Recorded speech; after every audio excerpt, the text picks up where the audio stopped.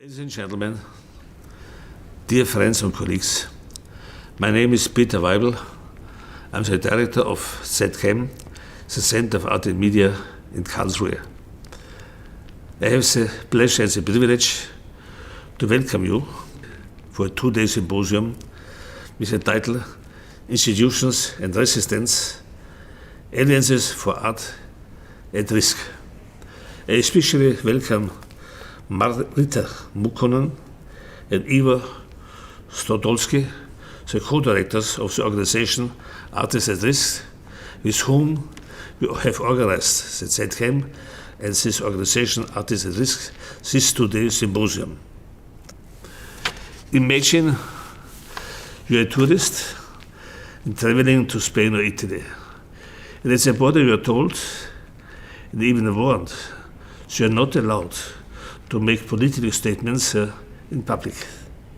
Otherwise, it could happen that you will be imprisoned.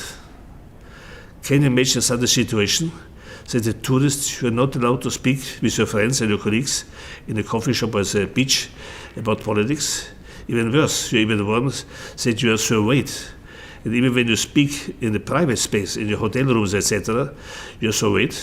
And it could happen that your discussion about political situation in the country you just have arrived as a tourist is critical and judged by the government as dangerous. Precisely, this situation exists at the moment in China, where sport people are warned not to speak about politics, privately or public. And these situations happens even more and more radical and dangerous in the art world, in many countries in the world. Can you imagine? Where would you go if the world would fall apart? What if your colleagues in museums were hijacked? Your friends or colleagues were hunted or killed? An incredible situation. I think 3 books have already described in the past century our present situation. One book is called Wasteland, The Wasteland, published 1922 by T.S. Eliot, who won later a Nobel Prize for this book. And today, the global planet, our planet, planet Earth, is a wasteland. We suffer an enormous eco-crisis. Another book was published in 1947 by Winston Auden, called Age of Anxiety. We live in an apocalyptic time of anxiety. And the third book was called by Horkheimer, called The Eclipse of Reason. This is the situation today. We are living in an age of anxiety on a based planet and suffer from an eclipse of reason. I think when we see that artists take risks to defend freedom, democracy, human universal values, our obligation, I say precisely our obligation, is to minimize this risk for artists. And how can we do this? I think by a culture of care and repair, by a culture of resistance and resilience, by a culture of support. We come together today and also tomorrow to see how can we actually organize and finance this new culture which is necessary. Because if we do not defend these artists who take risks to defend human universal values, then these values will collapse.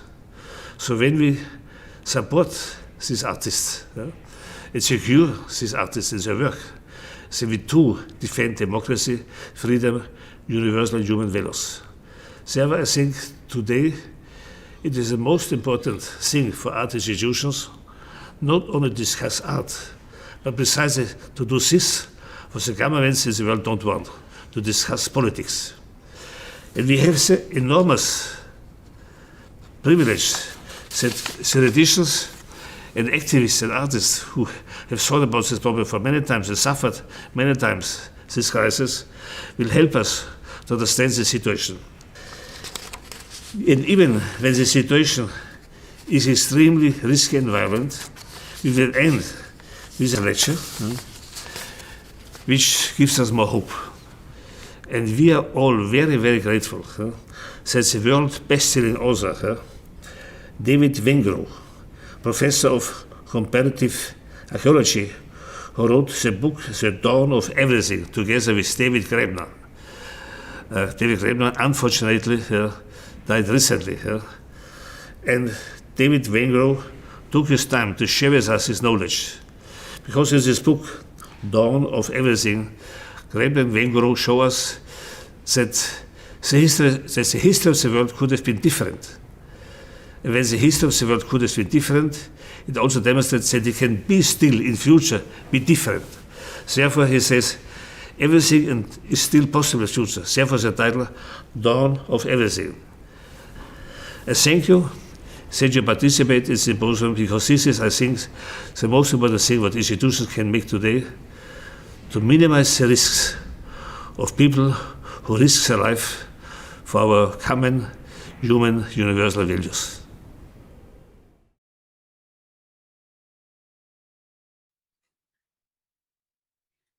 First of all, our warm thanks to Dr. Peter Weibel for the opening words and raising all those relevant questions which will be discussed in the Symposium Institutions and Resistance Alliances for Artists at Risk during today and tomorrow.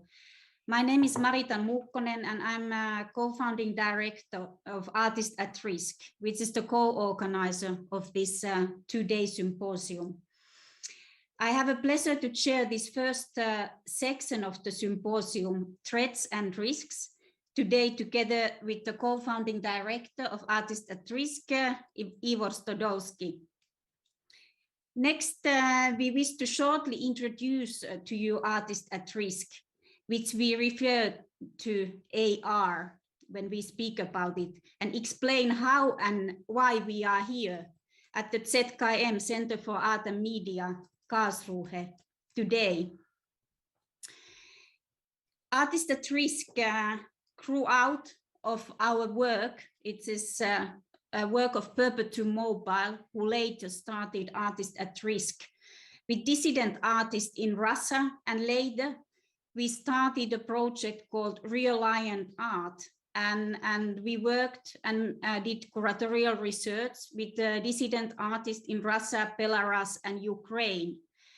And out of that grew another project called Reliant Art, because as you remember, there was a wave of revolutions which started from Tunis in 2010, the Jasmine Revolution. And I think we all witnessed via social media and media what happened in Egypt in Tahrir Square. And actually tomorrow, the 12th of February, that's the day when Hosni Mubarak stepped down in Egypt. It was a historical moment when for a very brief moment, it felt that another world is possible for people, for younger generation in Egypt. But very soon there was a backlash, and the situation got bad. It got even worse for people who were part of the square movement in Egypt and also elsewhere. As we know that this square movement, it spread fast. It's basically people gathered in Bolotnaya Square in Moscow, in Taksim Square in Istanbul. There was an Occupy movement in New York, Indignados in Spain, and so on. But especially in Northern Africa, and in Egypt, artists and activists who joined the square movement were repressed. And we were working with these people as curators. They were our peers, they were artists, they were activists, and they were in very difficult situation. President Sisi took power in 2014, and they were facing the situation that they had to get out. They needed a breather. And at the time we were working with artists in residencies in Helsinki, And we thought that we have to open these artist in residencies for people who need to get out for some time to figure out what's the next step. And one of the first artists we hosted was very well-known Egyptian street artist Cancer, who actually was also part of a global activism project here in ZKM in Karlsruhe. Cancer had a residency in Helsinki in 2013 when the situation was already getting more difficult for activist artists like him. He's a street artist who was most well known for his bread carrier and the tank street art piece. We will later on today see his very touching animation he made for the 10th anniversary of the Egyptian revolution last year in January 2021. After that, we started to develop its Artist at Risk to an institution, because to our surprise at that time, there was no institution which was really hosting art practitioners at risk. As we all know that this pen has been working for a long time with writers and journalists, but we were contacted by several peers, people we knew, such as photographer Issa Touma from Syria, a colleague from Ukraine, Vasily Tserebanian, who was beaten up by right wing, and they all needed some kind of a break to get out from the difficult situation. And we started to develop Artists at Risk to an institution with an ongoing public call. And it started to develop as a peer institution. It's basically peers, institutions like ZKM or artist collectives. They said that we can also open our doors. We can host our colleagues, our artists who are in difficult situation, to show our solidarity in that moment. As Dr. Peter Weibel said, I mean, any one of us can be in that situation, and how would it feel if you just couldn't go back or you'd be censored all the time? And since 2013, Artists at Risk has hosted Artists at Risk residencies in 20 different cities in 16 different countries. And the first artist and curator, Baris Seyatvan, was here in Karlsruhe 3 years ago. And we will hear a statement by Baris tomorrow on Saturday in the section Institutions as Resistance. And hello also from me. I'm Ivor Studolski, also a co-founding director of Artists at Risk. We would now like to turn from the kind of historical origins and the peer-to-peer nature of our organizations to the purpose of this symposium as a whole. It's a 2-day symposium, as we've said, and we'd like to preface it with some general words on institutions and resistance, alliances for art at risk, and the possible alliances we could form during our turbulent and dangerous era. Firstly, though, we would like to again thank ZKM in Karlsruhe for proposing and co-organizing and co-producing and hosting this symposium. And we also plan, as it says in the program, to have a follow-on working session, which will take place, we believe, in the future in spring in Berlin. And we hope to have some high-level political members giving possibly from the German parliament or even ministerial level to join us in understanding how we could create alliances.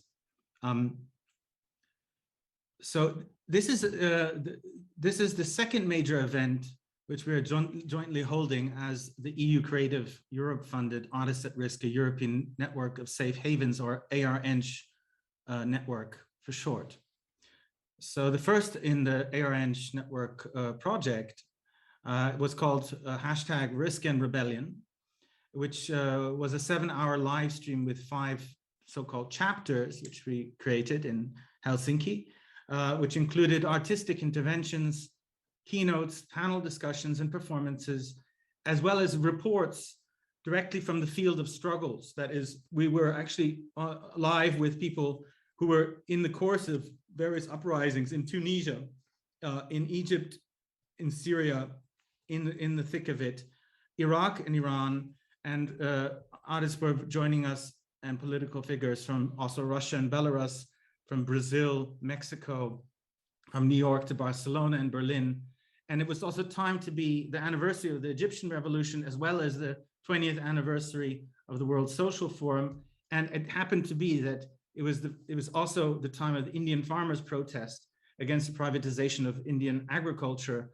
And we had reports directly from that by our AR Goa hosts, including Q, a filmmaker from India, who will be joining us also tomorrow, Saturday.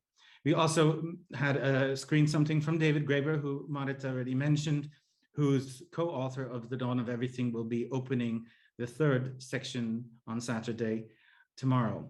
We also had Extinction Rebellion, which will join us again. And so today's symposium has certain similarities in structure, and it's part of the same larger EU funded project. And we will start this first section of our three in this symposium, again with a keynote, and we'll have an opening conversation in the second, and again a keynote in the third. And likewise, each section will include artistic interventions, a rich selection of panelists with statements, followed by discussions moderated by moderators that we have brought in, excellent, very interesting moderators in their own right. And furthermore, we'll pepper the ongoing symposium with numerous video statements, which we hope will provoke and enrich the debate.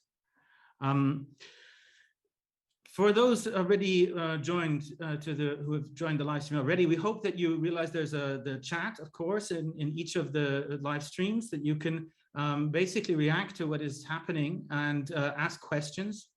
So these, it's being streamed via the YouTube of ZKM, and it's also AR's YouTube is also live, as well as AR's Facebook.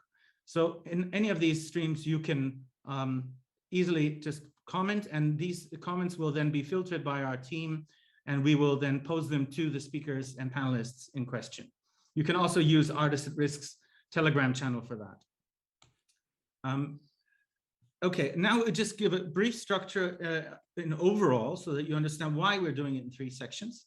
So the first being is that there's the first section is called Threats and Risk, the one we are going to be moderating today, Marita and I.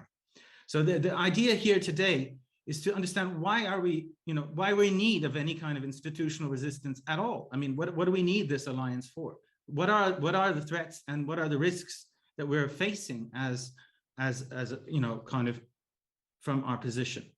Now, of course, we're not talking about any institutions. We're not talking about any kind of resistance. We're talking about resistance to authoritarian forms of power, to ecological destruction, to forms of fascism rising again. So we're talking about discriminatory, inegalitarian, and so on, all these kinds of threats that we will speak about in concrete terms that are taking place today in Afghanistan, obviously, under the Taliban, but just as much also in Belarus, to some extent in Russia, and of course in the MENA region, which Marita just spoke about at length.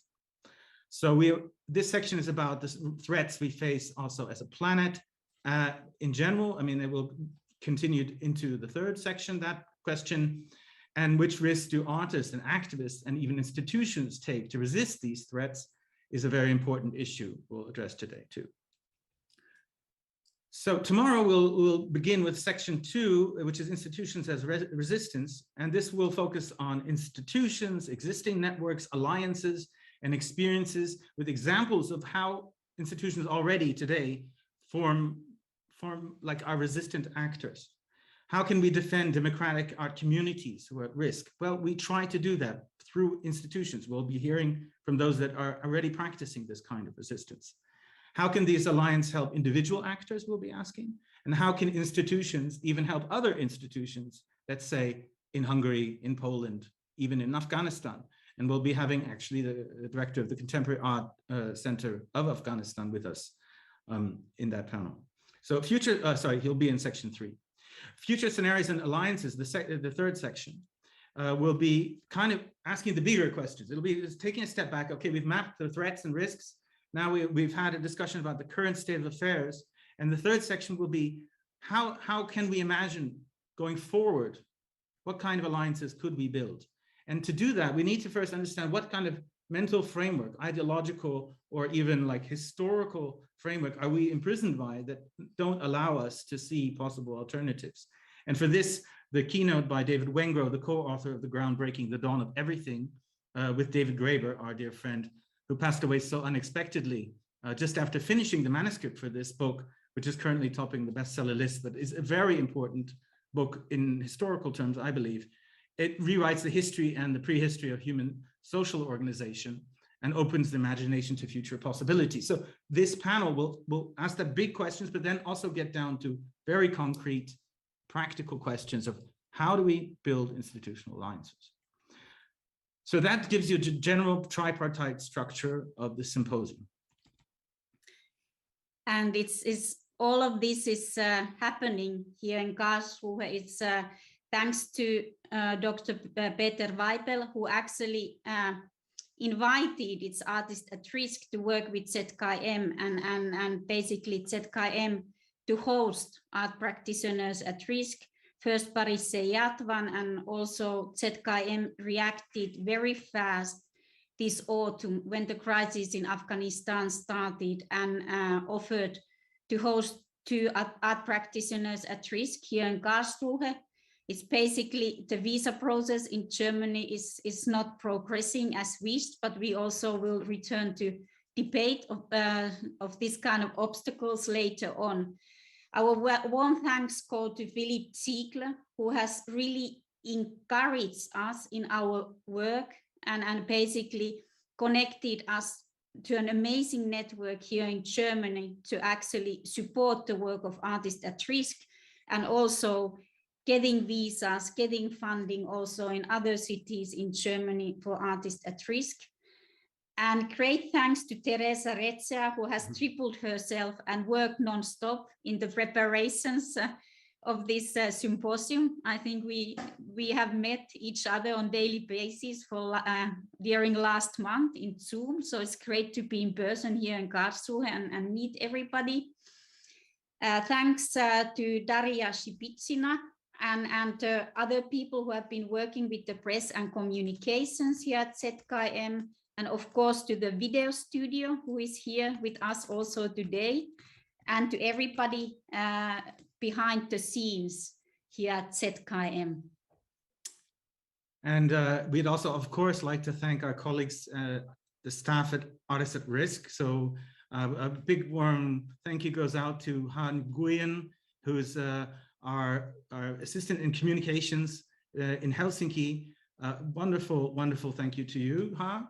Our tech team and our communications and admin team, which is also with us online today. So then we would like to also thank our other partners in AREng, the EU network.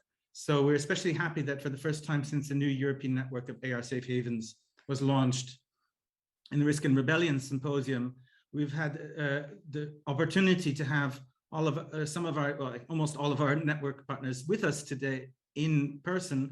Artveda Tunis, we hope that Ahmed Kanfir will be able to arrive, and that's a saga in itself, and it shows you just how hard, even for established institutional leaders from the North African region, to gain visa access to the Schengen area. He's struggling to get onto a flight after having waited far too long for a visa, and it was issued at the very last moment.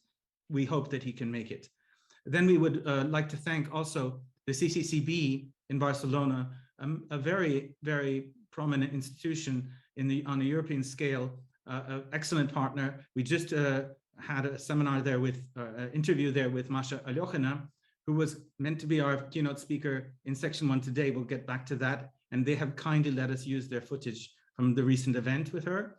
And then we would like to also welcome to our network Frame, or Frame if you like in English, which is a very interesting organization based in Marseille, a large-scale exhibition space, a residency organization, and they're based in the La Friche de Belle de Mai, and we are very proudly hosting with them already the first artist, and we're hoping that they will also join officially the AREng network, although that still remains something to be decided. We are looking forward to working with them in any case on Afghan artists, which we have already put on the evacuation list.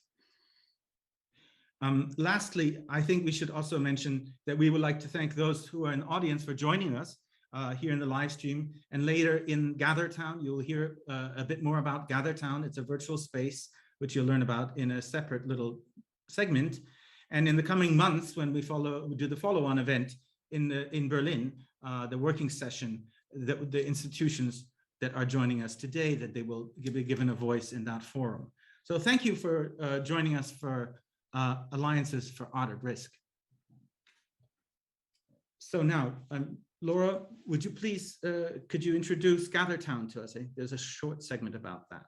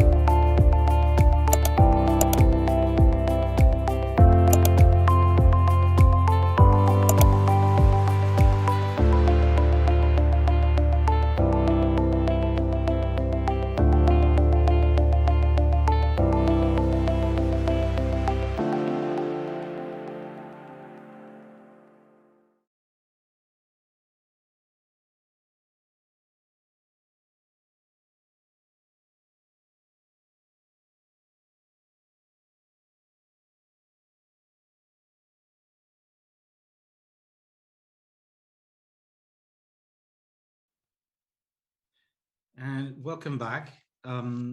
So now we have the opportunity to open section 1, threats and risk of the symposium.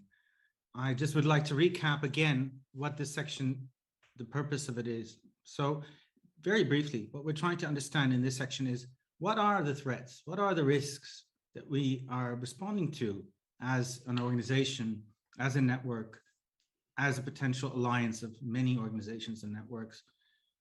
And how do we find a support mechanism for this kind of alliance. So we'll be hearing from multiple cases and actual concrete examples of the risks and threats that we face as a society here in Europe, but also internationally and globally. And it's very evident and a burning issue. It's when we talk about risk and threats, that all the activist organizations and NGOs who are active in Afghanistan have faced a devastating situation this autumn. And that's one of the topics we will be talking about in each section, because many of the speakers, they have the first-hand experience. Either it's coming from Afghanistan, or they have worked with Afghan artists and human rights defenders and journalists lately. And the situation is devastating because the support from the Western governments has been lacking. I mean, situation is extremely alarming. It's winter in Afghanistan, and as we know, that is basically they are going to face generally mass starvation there, and artists who can't practice their art. It's basically musicians, visual artists, filmmakers, political caricaturists. Many of them are hiding in the safe houses and they have no income. We take this opportunity to talk briefly about Safe Afghan Artist campaign, Artist at Risk launch with activists and partners it has worked with. It's a fundraising campaign to raise funds for those Afghan artists who are left behind. And there are hundreds of them. Artist at Risk alone has approximately 450 verified cases of professional art practitioners at risk. This is together with our partners and activists we have worked with. And with their family members, it's more than 2,200 people. And one of the topics we will raise in all the sections is that with what kind of alliances we could create, it's political pressure for countries like Germany to reopen their evacuations, to issue visas for Afghan artists at risk again. For example, here in Germany, it's basically the ministries closed the lists for Afghan artists at risk totally artificially at the end of August. And basically, it's the evacuations of the artists have started very slowly. I mean, it's the recent figure we have heard, it's like that there are approximately, maybe by now, from 45 to 60 artists who have made it to Germany. Now there's a new government in Germany, and this question has to be reopened. But of course, not only in Germany, but also in other countries. There are countries, for example, like Finland or Norway, who haven't received any artists at risk. And this kind of situation is not possible. So when we talk about the risk and threats, this is a reality right now, but this is not the reality only in Afghanistan, but it's in several regions of the world as well. And often these regions are forgotten. It's this media follows certain region and turns the case to the next region. There it's basically, we will hear in this section, it's voices from Belarus, for example, where there are more than 1,000 political prisoners. And as it was discussed earlier, that also the number of political prisoners in Egypt is really high at the moment.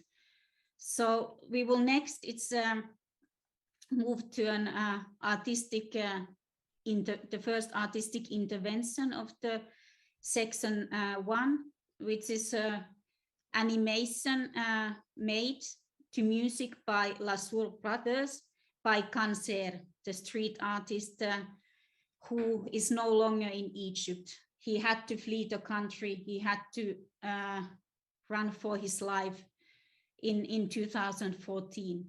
That's Cancer. And he made this animation for the 10th anniversary of the Egyptian revolution, he no longer wants to talk about what happened to him. He doesn't want to talk about is what's going on in Egypt. But we wanted to show this animation and the music by Lassour brothers. Again, we also showed it in Risk and Rebellion because it's deeply touching. So thank you, Ganser, for sharing this animation instead of words, because it tells more than words about what happened. So we'll play the music and the animation next.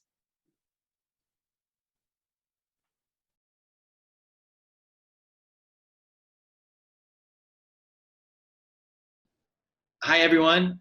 We are coming to you from the East Coast of the United States. We're so happy to be here. My name is Patrick Lazor. And I'm Daniel Lazor. And I'm Tabi Magar.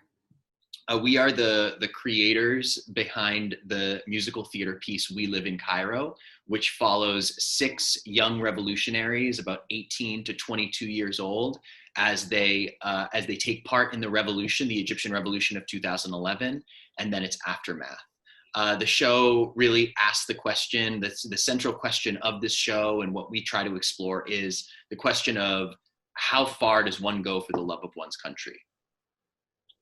And so over the past 4 months, we've been working on an album of songs from our musical entitled Flap My Wings, Songs from We Live in Cairo. You can stream the full album via the link in the chat.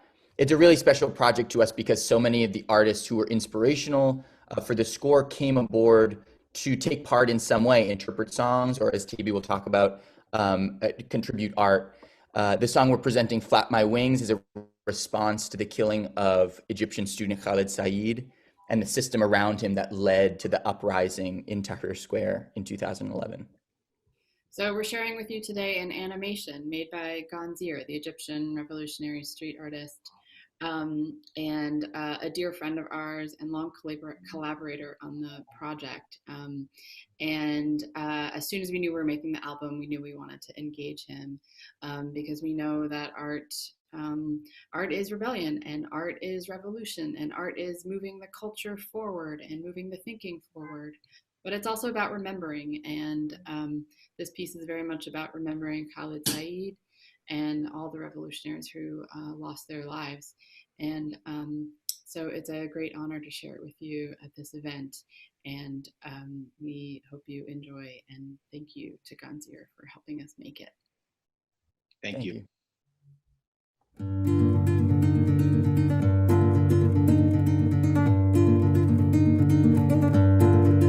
They feed me lies, if not then scraps of truth. They fill me up with shit. I feel shame, they fill themselves, they fill me up again. This time on state TV, they said he ate hashish. That makes no sense, they say it anyways. They say it anyways. There are many ways to tell the truth. Just tell them that the youth are doing drugs. That's why he died, and drugs are wrong. That is not done, that is haram. They feed themselves, they like confections most. They let their bellies out when they're full. They feed themselves, they drive in chauffeured cars. They shut down rotaries, and if you know the man in charge, you pass by, you pass by, you pass by, you pass by. You have rights, you pass by. You're my friend, you pass by. I can see them. I can see deep within. I can hear them when they say there's no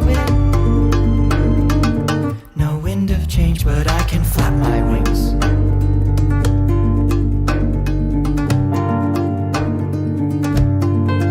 They close their doors are beautiful. Their rooms are filled with men who tell them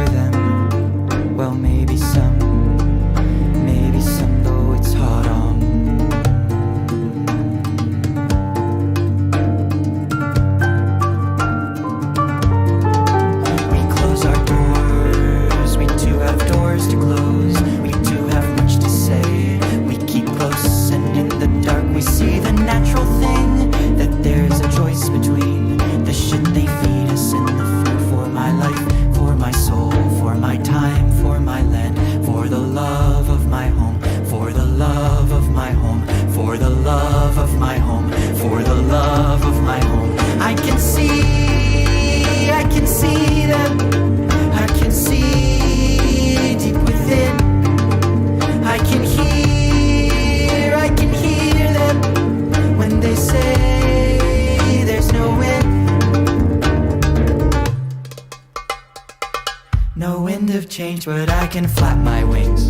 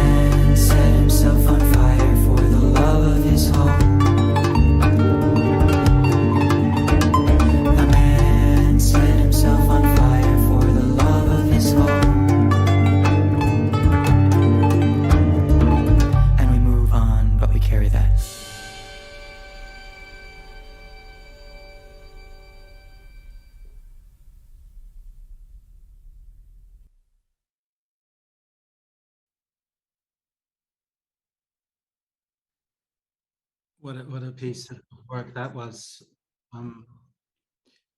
by Ganzier and the Lazur brothers. Fantastic, amazing animation, very, very strong, powerful work. Now we turn to the keynote for section 1. As you may have heard, Masha Alyokhina of Pussy Riot, who was meant to give the keynote today, was arrested just earlier this week. The Russian authorities, for the 4th time in the last year or so, have arbitrarily just picked her up off her doorstep while coming out of a meeting and put her into detention. It's called administrative detention. Officially, it's not a jail sentence. It's not a criminal sentence. It's a detention, which means that she's in a prison with up to 15, maybe 30 people in the same cells. And in the past, this has actually played to her advantage in very amusing ways. So she takes it very lightheartedly, despite the harsh circumstances, and found herself with her own partner, Lucy Stein, in that very detention cell. This time, she's alone, or Lucy is not with her. Well, Marita will tell you in a moment where she is. She's joining us today.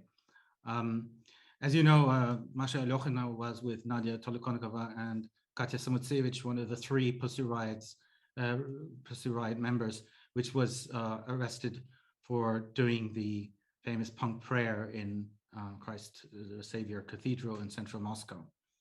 She's internationally famous punk band leader, and she's also an incredible author. So we highly recommend reading her book, Riot Days, which describes her arrest at the time and her experience in the Russian prison system, which is known in Russian as the Zona, which was known previously in the Soviet times as the Gulag. It's an incredible book. I think it deserves comparison with Alexander Solzhenitsyn's One Day in the Life of Ivan Denisovich. It's worth reading. He won the Nobel Prize for it. I personally think she deserves it.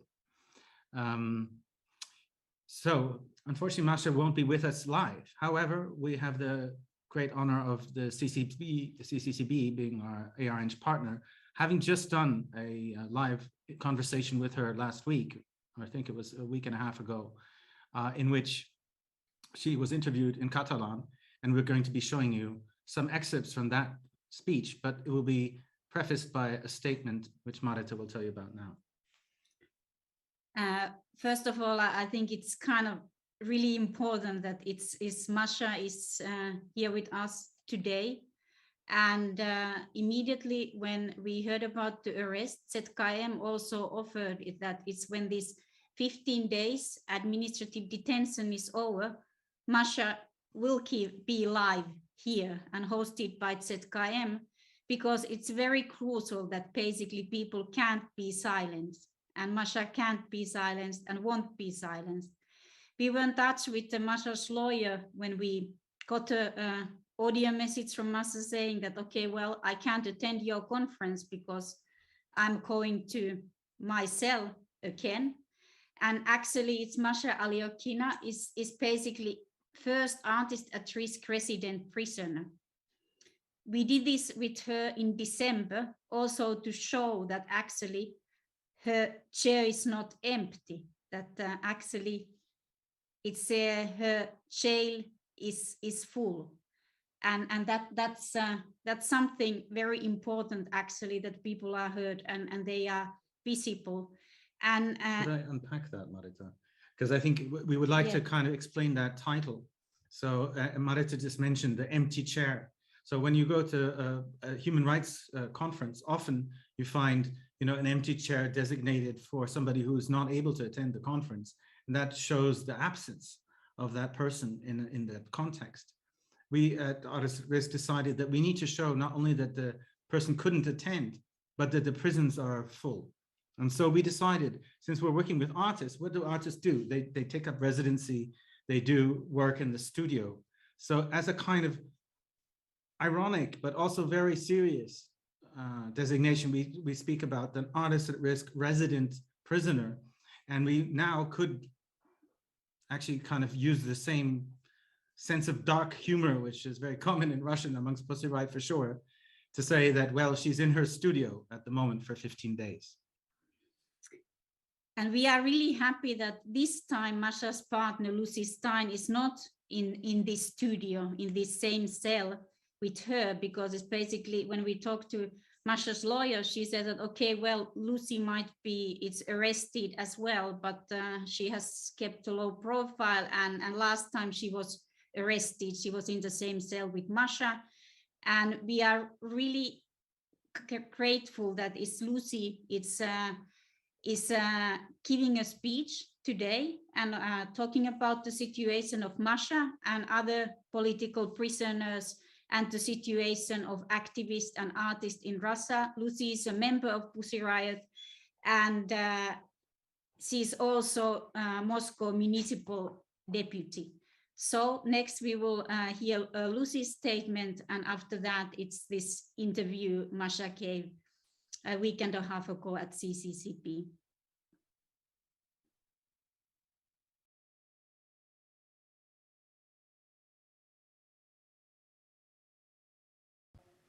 We decided to go to the Cathedral of Christ the Savior with the song Mother Mary, Banish Putin, because we are not agree with using the church as a promoting of KGB.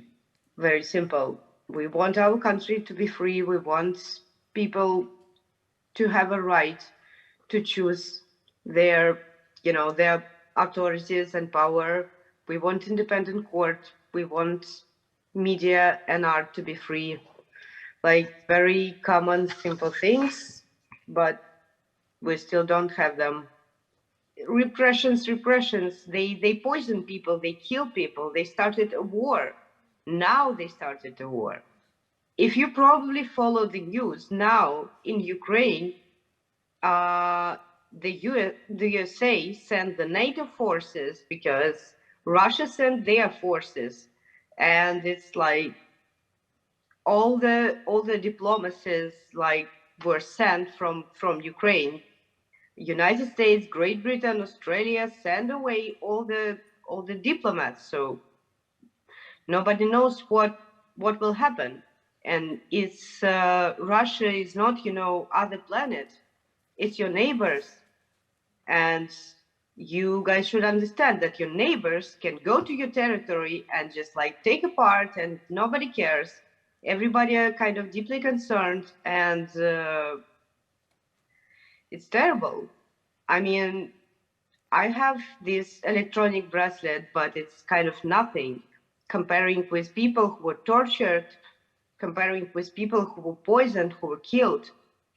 Since last year, they became like really crazy at opening criminal cases. So they crushed all the organizations, all the media, like the rest of them. by naming foreign agent or naming, like, for example, Navalny's organization was just like completely banned by naming an extremism organization.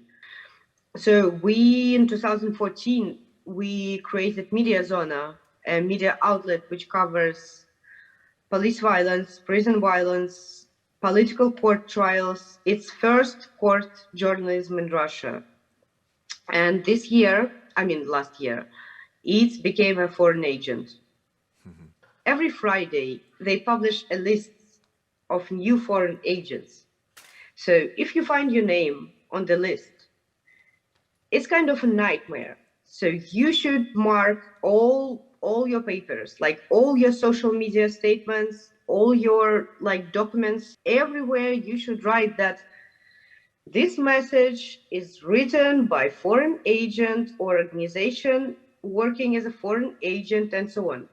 And also you should declare like everything, all your operations, like even you are buying, I don't know, tampons, you should fucking declare it. If you will not do like each small thing, they will fine you like thousands and thousands, like hundreds and thousands of rubles. So you will lose all your money. If you're living in Russia and you are tweeting that you're supporting a foundation of anti-corruption foundation of Navalny, you can go to prison up to 5 years because you're supporting extremists. And thousands of people around Russia under criminal cases like this because of this. Other like huge part just left the country and asked for political asylum. I mean, it's usual people. It's not activists, not, you know, not famous politicians. It's people. It's just people who were writing on their social media what they think about all of that. And some of them, like a lot of them, are imprisoned now, tortured during investigation, beaten when they were arrested.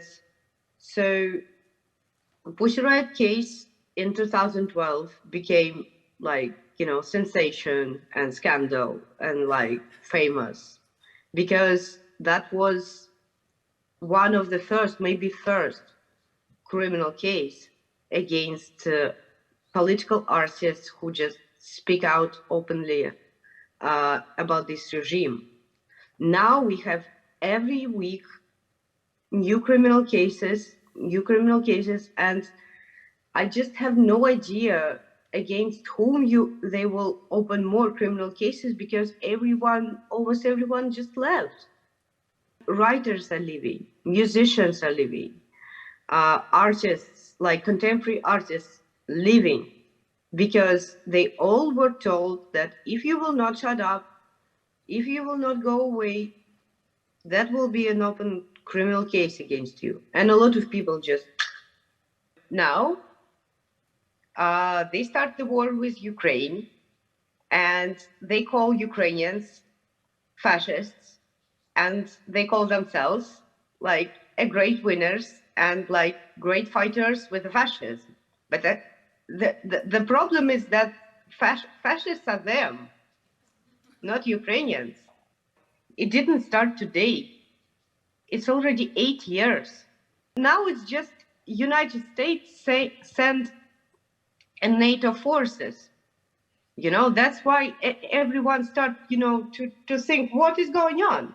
And before NATO forces, nobody cares. I think this time, if Ukraine asks a protection, it should receive a protection. Because everyone's seen what happened with Crimea. And believe me, for these people, there is no stop sign. If they kind of understand that they can take more Crimeas, they will. We are not allowed to speak through official media and through any kind of, you know, platform. If they will give us you know, all the TV for one day, for one. It will be, it will be like 10% supporting Putin. It's just, unfortunately, and they understand it. They understand it. That's why they're so afraid of independent media and independent artists, because we are giving another picture, and they understand that it's stronger picture than the shit which they provide to people. It's a lot of money are going for promotion of amazing Putin's regime. But, you know, you cannot cut people's eyes. People see how they are living. I'm under criminal case now. I'm trying to write a second book. I do not kind of go into the square, and they arrest me again and again and again and again for nothing, just for like walking the street.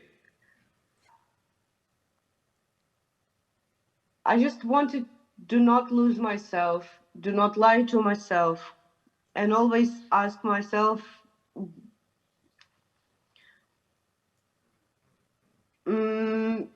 what, for example, my son will think about me if I will kind of be silent and not speak out about what is going on there, or what he will think if I will lie.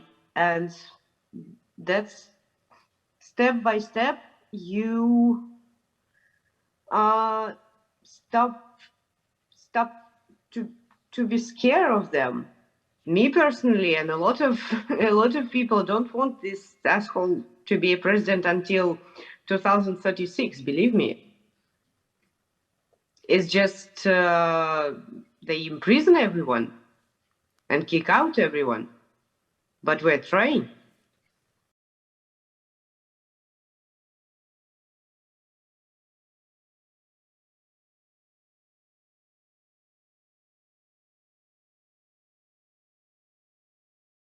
Hello, my name is Lucy Stein.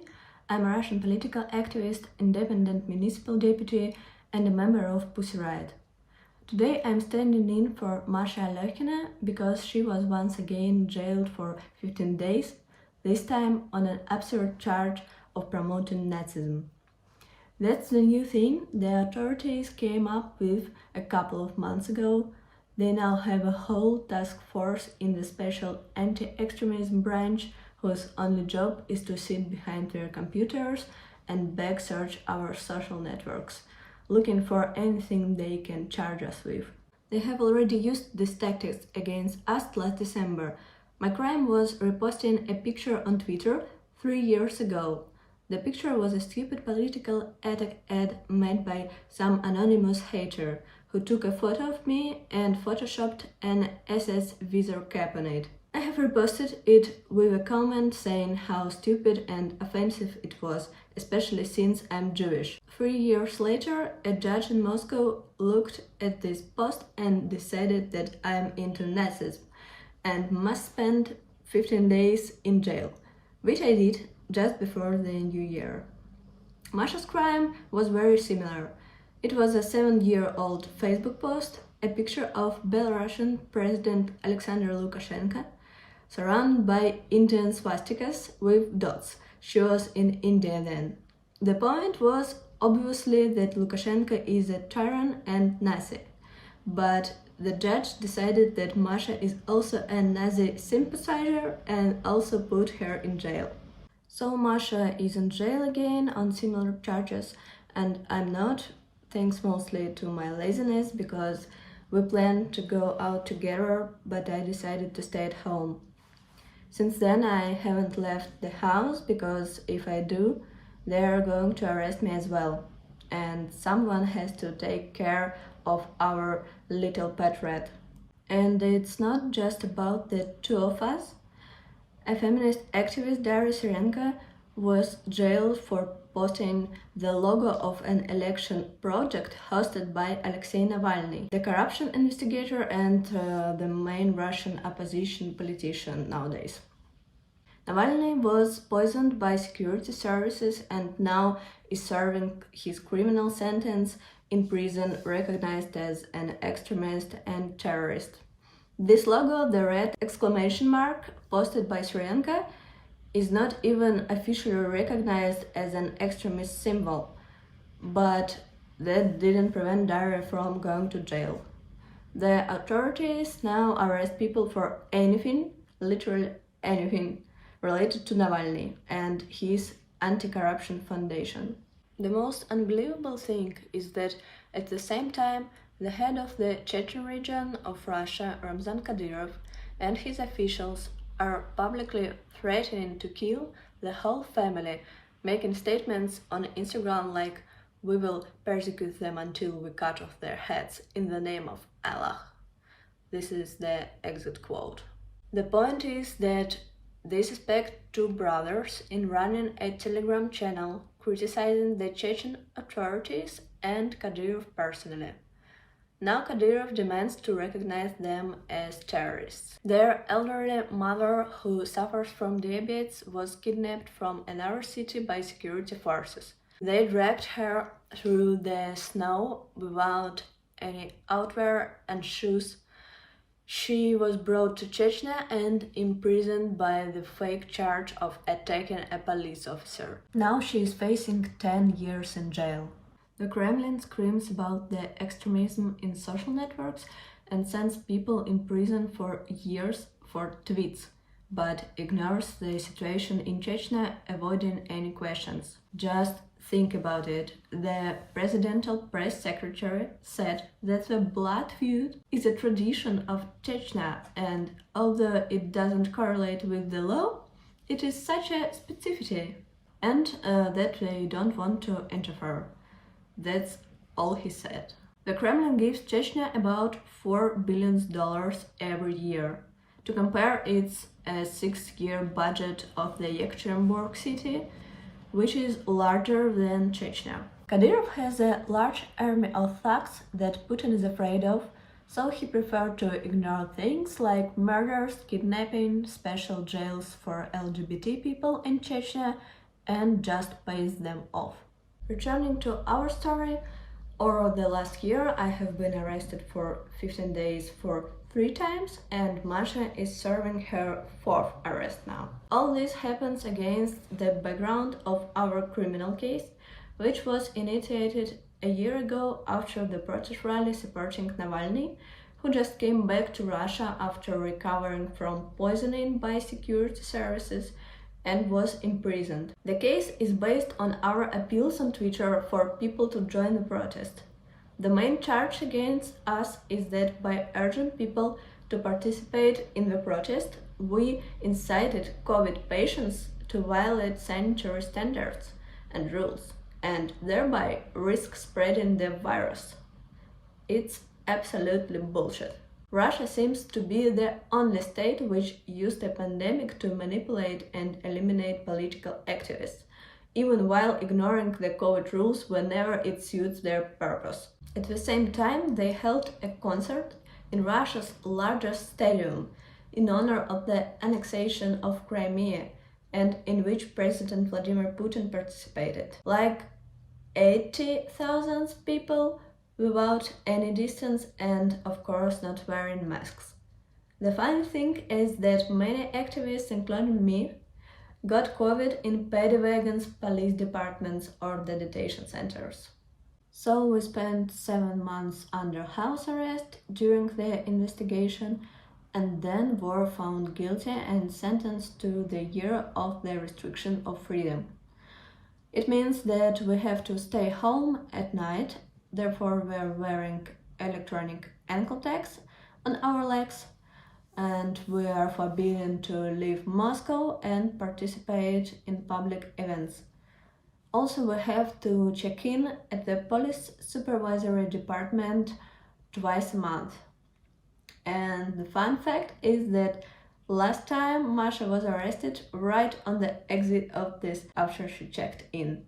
But obviously this wasn't enough, because despite the electronic ankle tags, we're being regularly arrested under some stupid charges. Last summer, Masha and several members of Pussy Riot were arrested after their release from the detention center right at the exit or on the next day and rearrested for another 15 days. I managed to get home after release and wait it out, as I'm trying to do now. Navalny's arrest finally untied the authorities' hands because nothing happened. People are scared and not ready to fight. So a new wave of repression began. Lots of people, even those who participated in the protest rally for the first time, were imprisoned for many years, mainly on the attacking policemen charges. In fact, it was the opposite. The police attacked peaceful protesters and beat them. 19-year-old guy was imprisoned for several years for kicking a police car, not even damaging it. Another guy grabbed the policeman's helmet, and so on. Yesterday, 16-year-old teenager was sentenced to 5 years in prison, found guilty in terrorism. What has he done? Maybe he threatened to cut people's heads off? Wait for it. He constructed Federal Security Service's main building in Minecraft to blow it up. In the computer game, it's not a joke. Prosecutors considers that he was preparing a terrorist attack, preparing in Minecraft.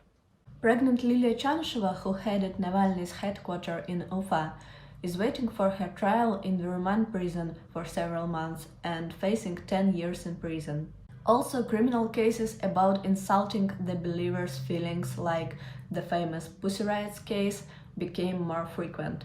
Now you can be jailed even for the charge that accidentally got into the frame when you were making the nudes. Hundreds or even thousands of cases like this. I could take all day telling about it. Also, over the past year, almost all media and even some journalists personally have been labeled as foreign agents. It means that they have to mark each publication with a huge disclaimer telling about their new status and report to the Ministry of Justice on their finances. Agent status complicates the work since advertisers prefer to avoid spoiling relations with the authorities and leave. However, readers and donators still stay with this media and support them because there is just nothing more to read and everyone got used to these marks. Anyone who receives any foreign bank transfer can be recognized as a foreign agent. This thing about foreign agents has become almost a national idea. The Kremlin's propagandists do their best turning people against Western countries, blaming them for all Russia's problems. Our government spends billions to fight imaginary NATO soldiers who desire to surround us so much. They tell us how the US and Europe are rooting and how they're invading us, so they have the intention to destroy Russia to introduce their non-traditional values.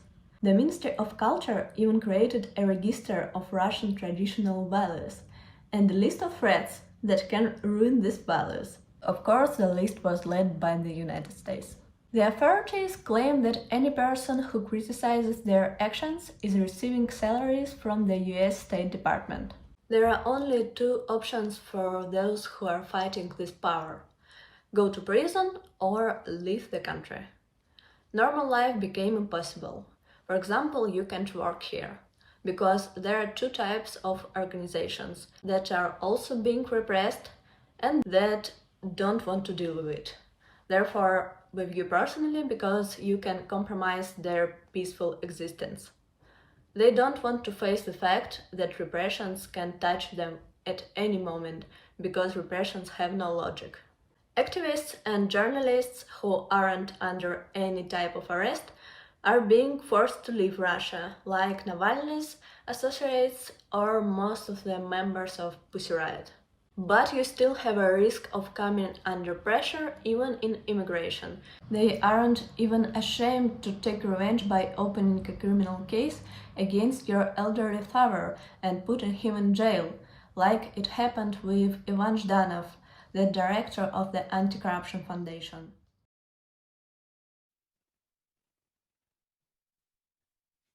So that was directly from Moscow. We had that statement by Lucy Stein thank you very much to her for recording it at such short notice. And we hope that she isn't arrested very soon, like she fears she might be, because she was every single time Masha was arrested. She was arrested too. We are happy she recorded before she was.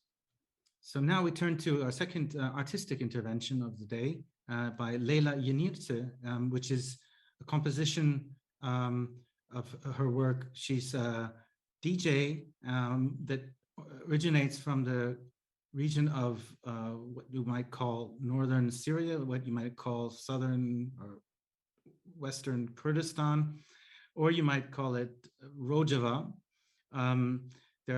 There are many designations because there are many forces in that region which are trying to break up this amazing, interesting experiment in autonomous, non-hierarchical, non-governmental power, which is being carried out there by a multi-ethnic group of people which reject all forms of discrimination, reject all forms of religious kind of domination, and are every single committee, everything they do is always has a female and a male chairperson, and also they manage to fight back ISIS. So those are the people, the people of Rojava and their associates that have won that battle for the world against the fascism that is known as ISIS. Leyla Yenirce herself is a Yazidi, which is a specific ethnic group, and she's studying currently at Hamburg University of Fine Arts. And this audiovisual work we'll be hearing is called Being Strong is Hard.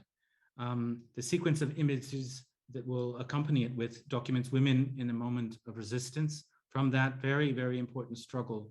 We usually are not going to glorify military prowess, but in this case, the full female military unit is really worth watching. And listen to the music. You can hear other parts of this in the Gather Town, where you can see and listen to the DJ set.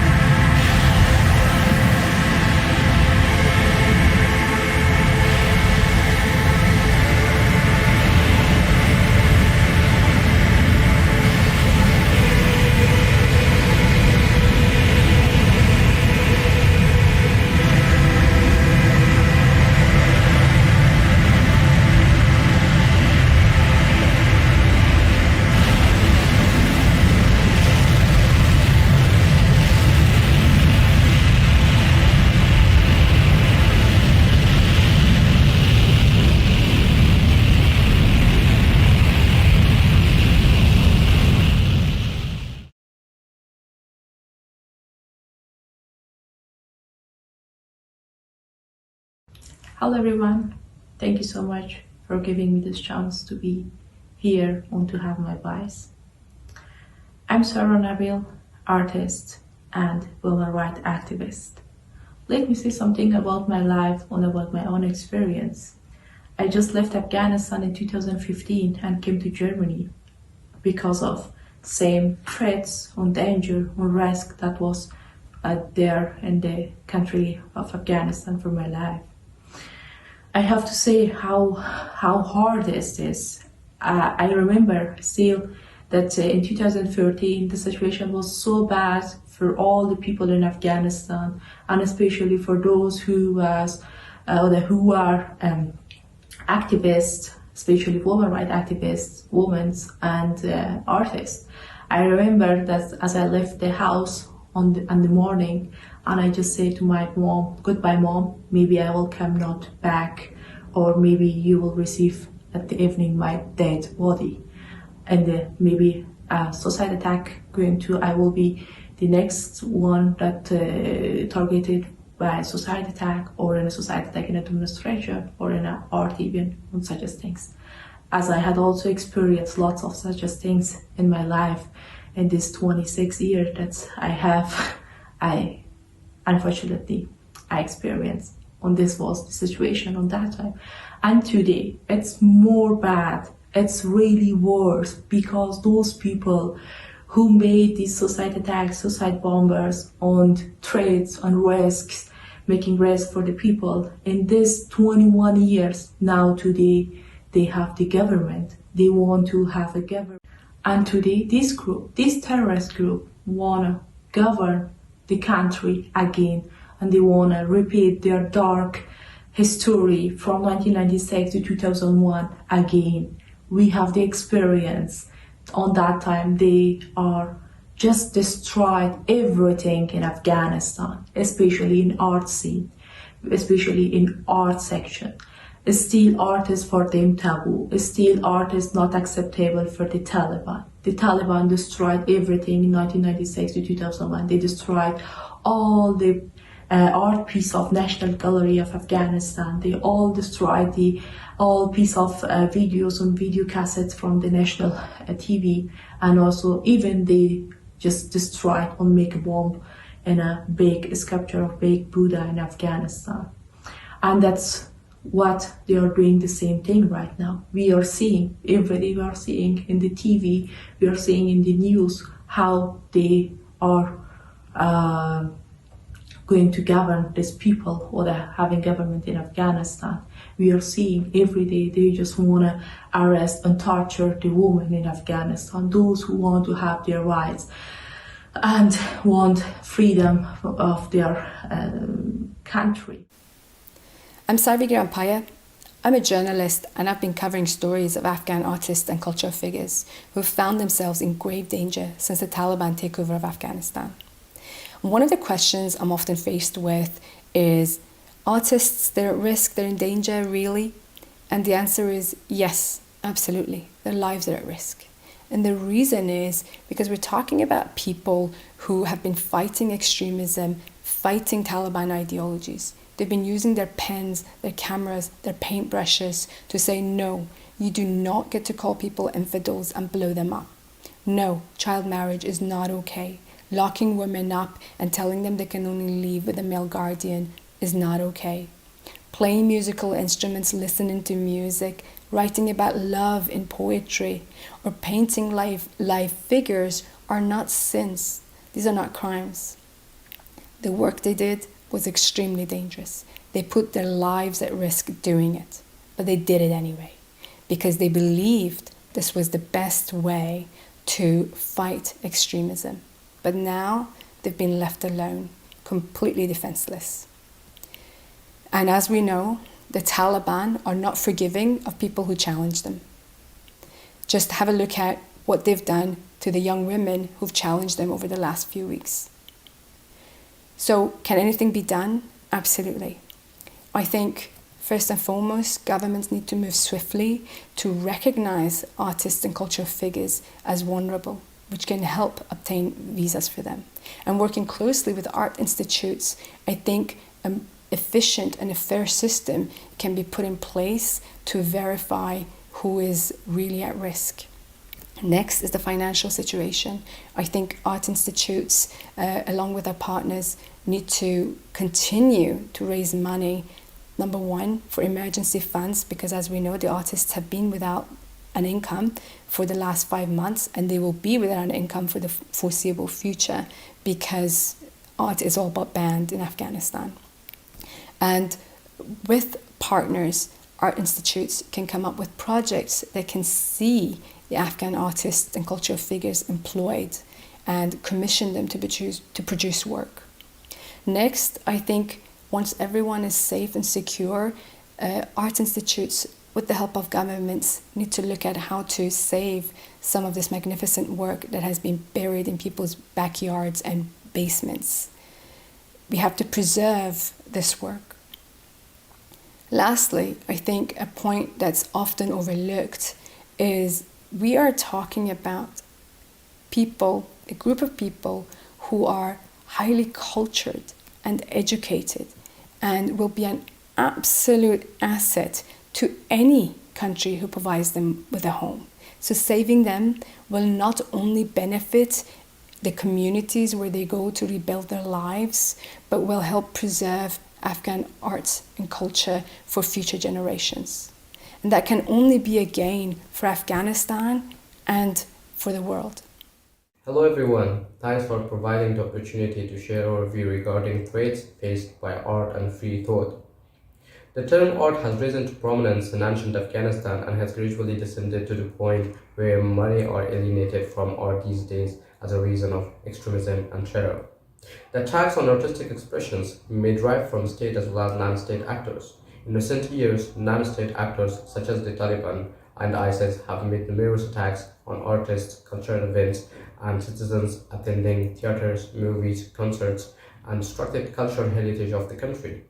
Citizens and artists in Afghanistan have particularly been severely affected by religious-motivated attacks. However, also European countries have witnessed several attacks leading to fear, self-censorship, and financial loss. In our view, in underdeveloped countries like Afghanistan, where war, barbarism, fundamentalism, and religious extremism is ruling, the art faces destruction rather than a chance to grow. Our experience of several years of work in the field of art shows that in order to preserve and cultivate art, we first of all need an open social context in which the art should have a high value in order to be able to attract and train people as professionals amongst the citizens. Relying on several years of work on art, I need to remind that extremism is a danger to art, that religious fundamentalists' rule is a high risk, that war itself is a danger. In brief, the traditional social attitudes can be dangerous to art. In order to keep art alive, we need a space commensurate with contemporary thoughts. To fight these threats, we agree with the UN Special Reporter in the field of cultural rights, Bess Karima Binnao's statement that the intentional destruction of cultural heritage is a human rights issue and call for national and international mechanisms to prevent such destruction, hold those accountable who have caused the destruction, and support and protect those who defend the cultural heritage. This mechanism hasn't been carried out well, for tens of some of the best artists and cultural figures remained into the hands of the Taliban. Our team is experiencing the threats and risks closely. Taliban are after us, and we are living a life of fear, misery in a safe house since the Taliban has taken over the country. Our request for a safe shelter hasn't been accepted. We call upon the international community and the honorable audience here to support this mechanism in order to fight the threats and to ensure artists, art, and free thoughts safety. Thanks for consideration.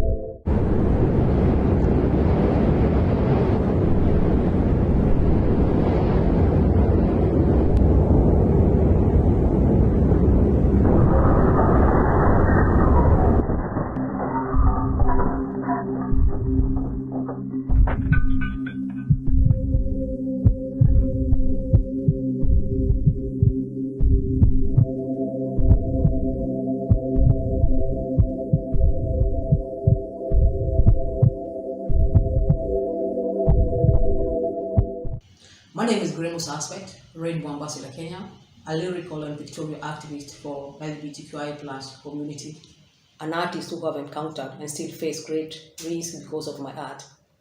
When an artist is at risk, I think the most essential need would be relocation. Moving away from one's residence reduces the risk because it's one thing to be threatened and another when the culprit knows where to find you. And when I'm talking about relocation, I think if it would be available immediately when the artist cries for help, it would be great because time could mean life or death. Other essentials would be the very basic human needs, which includes food and clothing, because most of the times when we run, we only have the clothes we are wearing. Also, if these institutions would try to help in a longer term aspect, like permanent relocation for the artist, because these threats, they never stop. And because we want to continue with the art, it means it will never stop. Also, trying to push for laws in the various countries that would guarantee free expression for the artist and protection from any kind of persecution. If also they would try and seek justice for the crimes committed against this artist, it would help in healing. Also, the punishment would serve as an example to others who would want to commit the same. And if this help was available worldwide, it would be great because these challenges are everywhere. Thank you so much. Hello, my name is Maxim Shvet. I am a film director from Belarus. In August 2020, I was detained, beaten, and sent to jail while filming. That was a dangerous and eventful time that I, as a documentary filmmaker, could not fail to capture. Police broke my camera and smashed my phone. The marks from the beatings did not disappear even after I got out of prison. But the most dangerous wounds were not visible. The TV channel for which I filmed helped me compensate material damage. But how to get rid of fear and nightmares in which I am again thrown into a prison truck? The feeling of security was replaced by constant anxiety. I filmed, but fear seemed to use all my energy.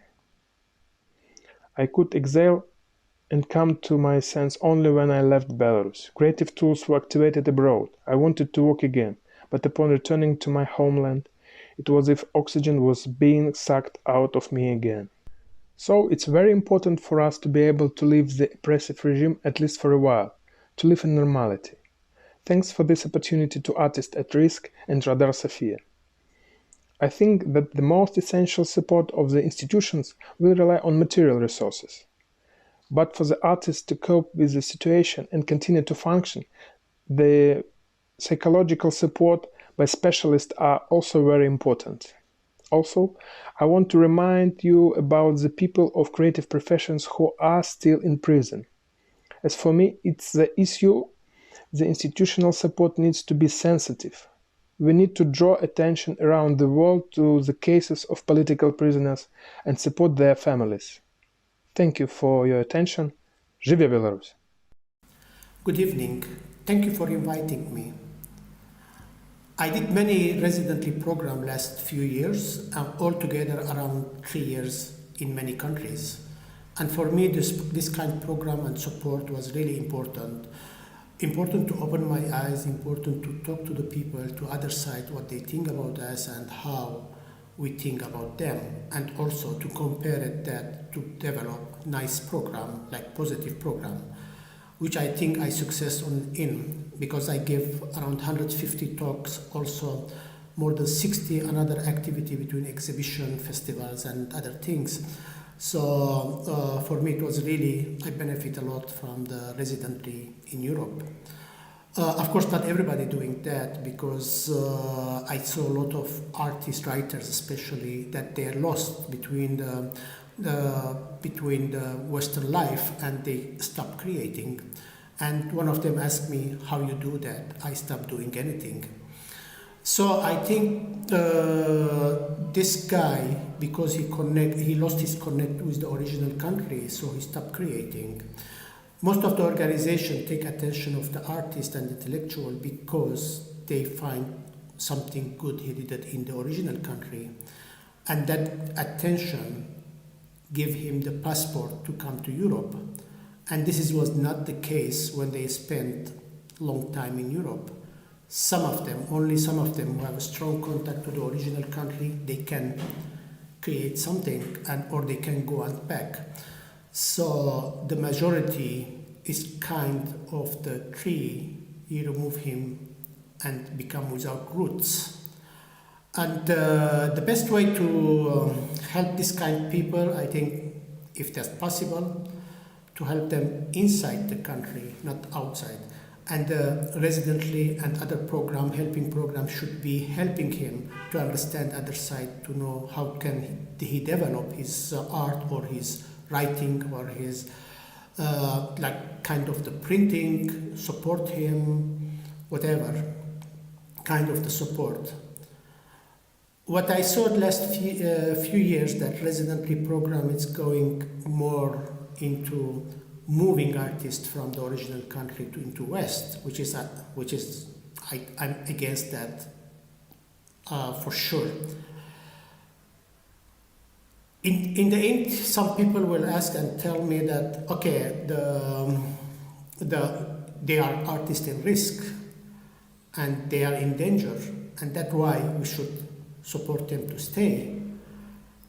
For me, I will tell that art, culture, writing, creating, it's brother and sisters with the dangerous life and the risk.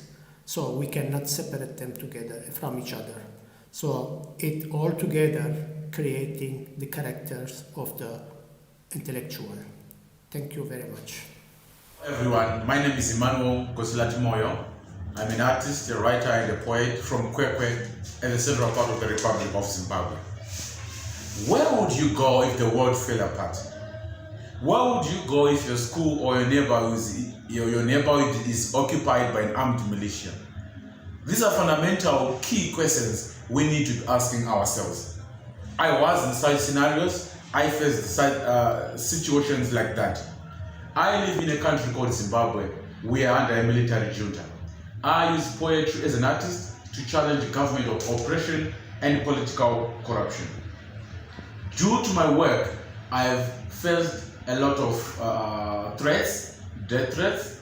I've been arrested several times, tortured.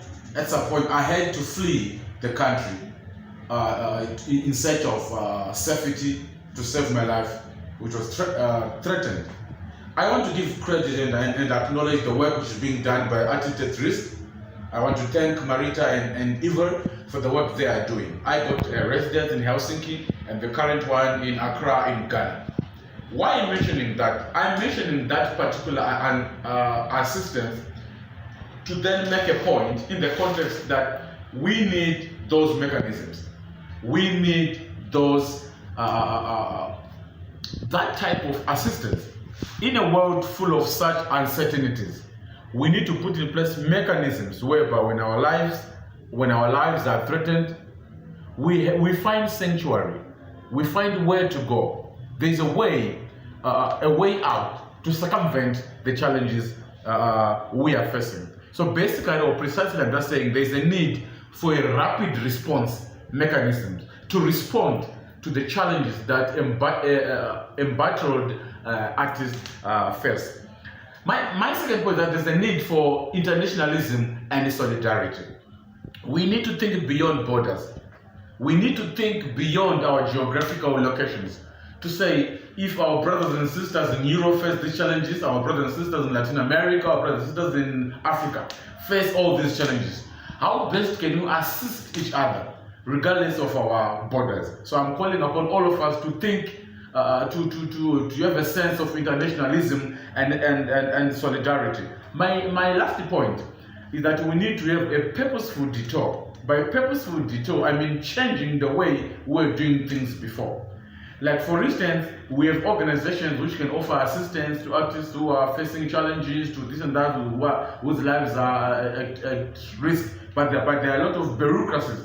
Some say our board sits every June, Some say our board since once a year. But now we have a situation with an artist who needs to be taken out of the danger he or she is in. So we need a purposeful detour to change our traditional way of doing things, to think outside the box, rather to destroy that box and have a new way of thinking, to have a radical transformation, a new approach in how we are going to proffer solutions and the new approaches to the complex challenges we are facing. Solidarity from the Republic of Zimbabwe. Thank you. Hi, my name is Nika and I'm a member of Riot.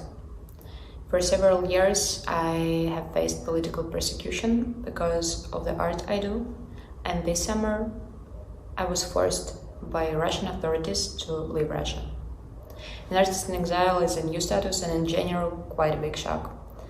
So speaking of support, first of all, financial, informational and psychological support is very important, because in a new country, in a new situation, it's very difficult to reassemble yourself. But in fact, for me, the most terrible thing is the separation from the context with which you lived and worked, the separation from the material you worked with, on which your statements were based, the language you spoke. And of course, I'm speaking not about English or Russian language. In my case, I'm speaking about actionism, the language that I spoke through my art. So I think it's very important to create some platform that is not tied to a specific place, so that artists can talk, share experiences, find some kind of personal or collaborative voice that helps describe what is happening around. We need a platform that supports private artistic initiatives, and it's especially important that it creates a safe place where you can exhale and think about who I am as an artist in these circumstances. Some digital platform so that artists from Russia, Iran, Belarus, from any place in the world where it's so easy to feel vulnerable, find a way to speak through dialogue.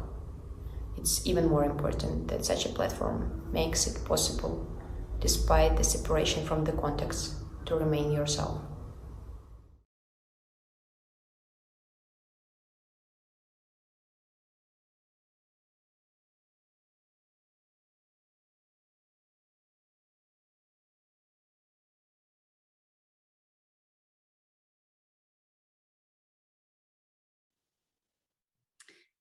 You are warmly welcome to our first panel discussion, which will enter section 1, threats and risks. But before that, it's warm thanks to all the artists and activists who gave the video statements. They either have been active in working with Afghan artists at risk recently, and there were also several brave Afghan artists who gave their statements and who are still in Afghanistan. And I think we will talk about that topic later on. And also in these videos is basically artists who have been artists at risk residents, and some of them are still at risk in their home countries. They were reflecting on the questions we'll be talking about today because they know it best. Like what kind of structures and what kind of mechanisms are needed when you are at risk, when you had to get out fast. So I think that this gave food for thought to people already, and also some provocations. It's like from photographer and filmmaker Issa Tuma, there were also different kind of reflections on that how artists should be supported and where they should be supported, if they should be supported in their home countries, in the regions nearby, or if they kind of need to get to Europe. So these are all questions which kind of will raise later on. Other wealthy countries. So the argument being that some say it would be brain drain and actually a kind of a bad move for us to extract artists and then not give them a bridge to come back and rebuild their homes and their careers in their regions of origin. So this will be one of the topics we may return to. And this was the statement by Issa Touma, a Syrian artist who actually has returned back to Syria after being in Europe for 3 years. Last statement was by member of Pussy Riot, Nika Nikulshina. We heard Masha Aliokina earlier today, a recorded statement, and also other Pussy Riot member. And Nika raised the issues that is what kind of support you need when you are relocated, and especially the need for kind of activist context and artistic context, because that's what you have, actually what you had to leave behind. But now we will very shortly introduce the panelists here who are with us. We'll give a very short round, and then you can talk more about your backgrounds. So we have today with us Barnabas Benchik from Budapest. He's currently a curator, founding director of ASAX, Agency for Contemporary Art Exchange. It's an organization he created himself. And we first met with Barnabas when he was still the director of Ludwig Museum of Contemporary Art. And he unfortunately lost his job. His term it's renewed in 2013, when the right-wing tendencies were very clear in Hungary, and they are even more clear today. Welcome, Barnabas. Thank you for the invitation. And then we would like to turn to Andrej Kurečik to a brief introduction. Andrej is currently a resident in Helsinki of Artists at Risk. He's a Belarusian playwright, screenwriter, and film editor and producer. Had his own production company in Minsk and also worked for years in Moscow before the Lukashenko regime made his existence in Minsk an impossibility following the uprisings of last year, in which he was an active participant.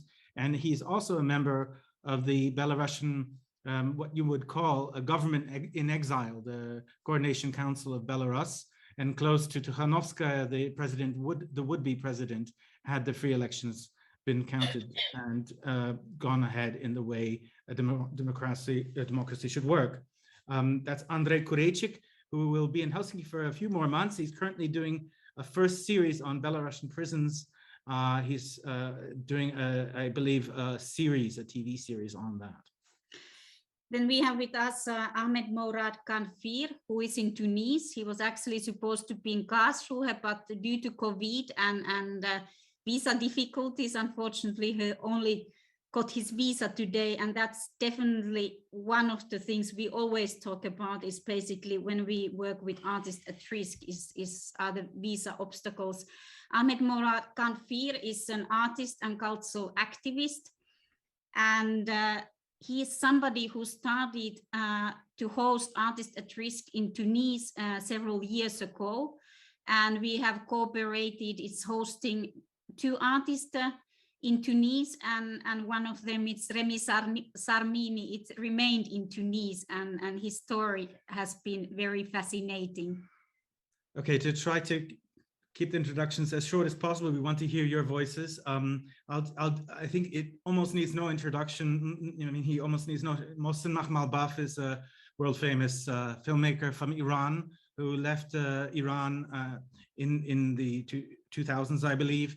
And since has been extremely active, not only as a filmmaker and producer, but as somebody who's behind the scenes helping to evacuate those at risk, including hundreds of filmmakers from Afghanistan in the recent crisis. We'll hear more from him in a moment. And we warmly welcome Sarah Wyatt, who is really has a long experience behind herself. She headed the Writers Association PEN for more than 20 years and has since then worked as a human rights expert for UNESCO, for the Council of Europe and Free News and many other organizations. So your expertise from that point of view is really welcome in this discussion. So it's kind of just to get the conversation is going about threats and risks. We would like to hear shortly from each one of you that is basically what are the most burning risks and threats faced by art, free creativity and thought right now, according to your experience. It's basically what you are experiencing right now. Either it's to your personal practice or as a human rights expert or from your context where you are in right now. We could perhaps start with somebody who's currently at risk. It's just Andrej Kurečik, since he has experienced it on his own skin in just recent months. Thank you very much. For me, it's a great honor to be here with you, and thank you very much for raising such important topics. If we talk about Belarus and my own experience, I could say that we had a way from, let's say, light censorship to total pressure to the art. So we see several levels of how the risk getting higher and higher. Everything started with a kind of first censorships in theater and movies, when you cannot do really idea what you want and you don't have a support of idea, but maybe you can do something which government wants. And it was just a kind of first step. Then we found out ourselves in this situation when if they don't like your performance or your film, it could be forbidden for showing or presenting to the public. So you need to have a special document for this. And after that, we get a last level when the art become an enemy of the government of Mr. Lukashenko, because art brings those information to the society which controlled medias cannot do. And the freedom of artists become really dangerous for the regime. Unfortunately, last 2 years was a kind of shock for our art system. Most of the artistic associations were closed and repressed. For example, Penn Center in Minsk was closed, the Union of Writers, the Union of Journalists, a lot of cultural organizations, several theaters, a lot of movie companies, a lot of producers were put in prison. And then we had found out that a lot of actors and directors were put in prison, and writers, for example, just now, and that information I would like to deliver to the world. We have a 9th day of hunger strike of the writer, a member of Penn Center, Vladimir Matskevich. It's a fantastic philosopher. I think one of the intellectual leaders of Belarus, the leader of our, let's say, professors, academic world, and that's it. He has 9 days of hunger strike because he was put in jail half a year ago without any movement. After 10 days, he said that he will start the hunger strike without water. And all of us think that his life is in terrible danger. But he's not only the person who now in prisons. We have artist Ales Pushkin, who was put in prison because he wrote the portrait. He made a portrait of some Belarusian guy who was in partisans against communism regime in 50s, and he was put in prison for that. And a lot of writers left country. A lot of movie makers and musicians left country. I was a member of Coordinating Council of Belarus together with Svetlana Alexievich, and the world could remember the photos when ambassadors from all European countries came to her apartment and stand like a wall trying to save her from arrest. After that pressure, she left Belarus as well. I was made to leave my country in 1 day. In the morning, I had a phone call from the attorney that in the evening I should be out, and it was full of adventures how it was. But what could I say? I have a communication with a lot of people in Belarus, art people. The first thing that they need is communications, because Lukashenko tries to make country closed. And I'm pretty sure all other dictators have the same ideas, to close communications between people from inside to abroad.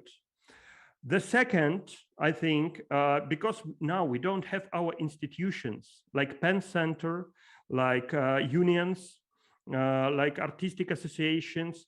Of course, it will be great if European countries could somehow substitute and help these exiled organizations or organizations which are not exist anymore. And the third, I think, it's publicity. When we have cases like Vladimir Matskevich, which needs emergency reaction, because every day for him and his age and with his health it could be final day, and he's a very strong man and I admire it, but I'm pretty sure that he will not make his aims if it will be not publicity from international community, and of course this information should be delivered as soon as possible. So that's what I see from my own experience. What could I do outside Belarus? I invited all repressed cinematographers to take part in the project, a movie about Akrestina. Akrestina is a jail which becomes the symbol like Gulag for Belarusians, and now we started to make it. I wanted to make it as TV series to give job to as many people as possible and to make them to live as long as possible from this. As well, we support theaters which were in exile, and I tried to make together with John Friedman, fantastic translator, we make projects which promote topic of political prisoners in Belarus on different languages and different stages. And I think it's so important to make readings and discussions on this topic. I think it will really help. That is my experience. Thank you very much for opportunity. Thanks a lot, Andrei. And we will see part of your play, New Voices of Belarus, tonight in the evening. So we hope people will stay with us to see it. Let's move to Hungary. It's Barnabas Benci. Could you shortly describe how the situation looks Hungary at the moment? We'll hear about the censorship cases and so on, but it's how is the situation and where is the space for free thought and art at the moment, if there is one? Yes, it's very difficult to describe the situation in the short way, but I try to emphasize certain dimension of the situation right now in Hungary. So first of all, Hungary is part of the European Union. So from this perspective, we have to understand what's the situation now. And the other is it's a really long process. So it's 12 years already since the progress is slowly formed a new type of approach and policy in the culture field. So and it's much more sophisticated than it was in the totalitarian regimes decades ago, or as it's without any kind of physical threat, but it's an existential threat for the artists and creative people and free thinkers who are not agree with the present party. And my story started in the very beginning of this process. So I was at the position as a museum director in the very beginning. And when my term was expired, I was somehow administratively moved out from the position. And in that years, we didn't really understand what's the logic of the policy, what's the logic of the power. And since it became kind of clear, so it's a soft, but it's effective, and it's reschedule the totality of the different field of culture, the different dimension of culture, and not to talk about the media, which is completely controlled. So you mentioned the censorship. The censorship is kind of structural censorship. So the different type of opinions are very controlled and put in a cage, put in a controlled and very narrow channels. So only the internet-based, only the online platforms are free, so to say. All the other media outlets and channels are completely controlled. And it's the same for the cultural institutions. All the publicly funded cultural institutions are controlled by administrative and financial means. And there are no any type of autonomy for the institutions and for the leaders. And the process went really step by step.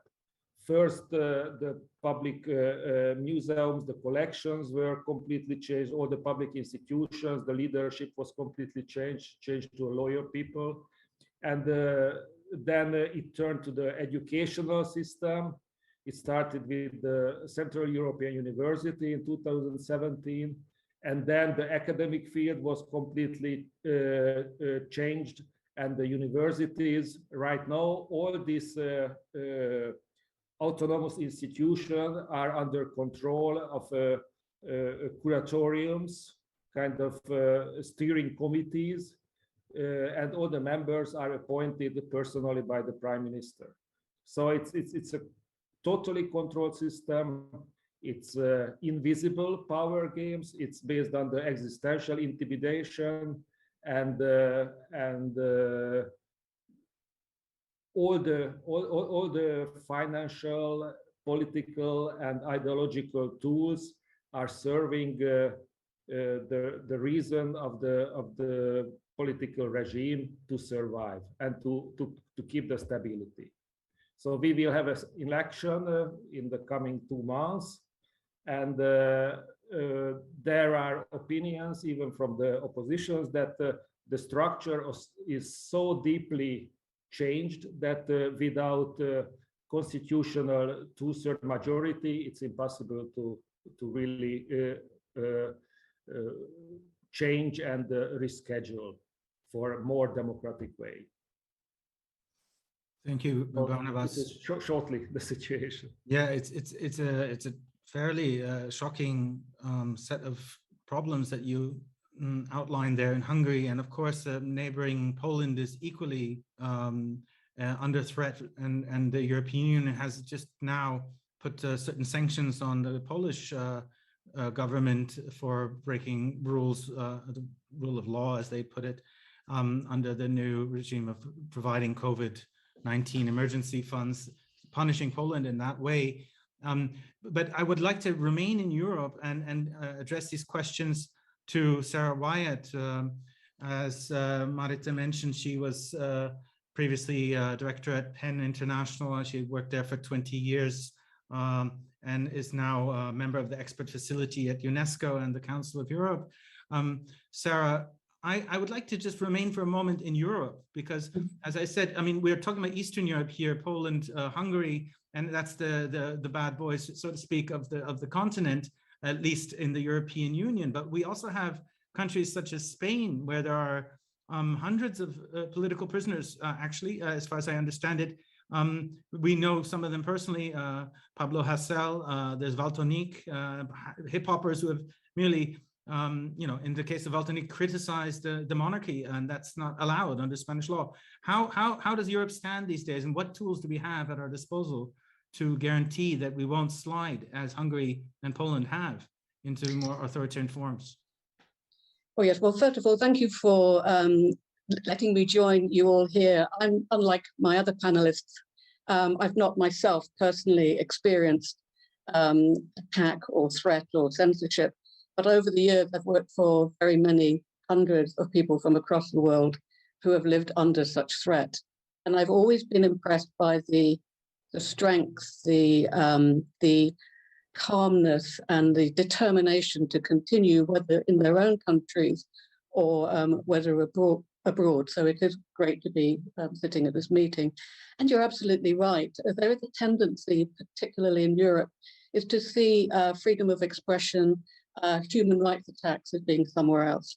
And you quite rightly referred to the cases in Spain, where we've seen several rap musicians being sentenced and threatened with imprisonment, and indeed one of them had to go into exile, maybe more than that.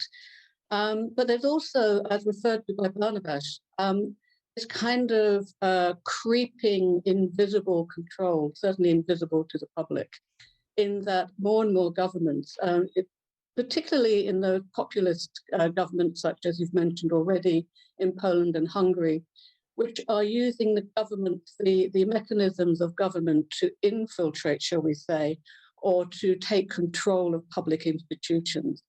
So in Poland, for instance, there is attempts to take over the museums and to dictate what kind of history these museums can portray Poland in. You've seen in Hungary, where you've seen the takeover of arts and academic institutions.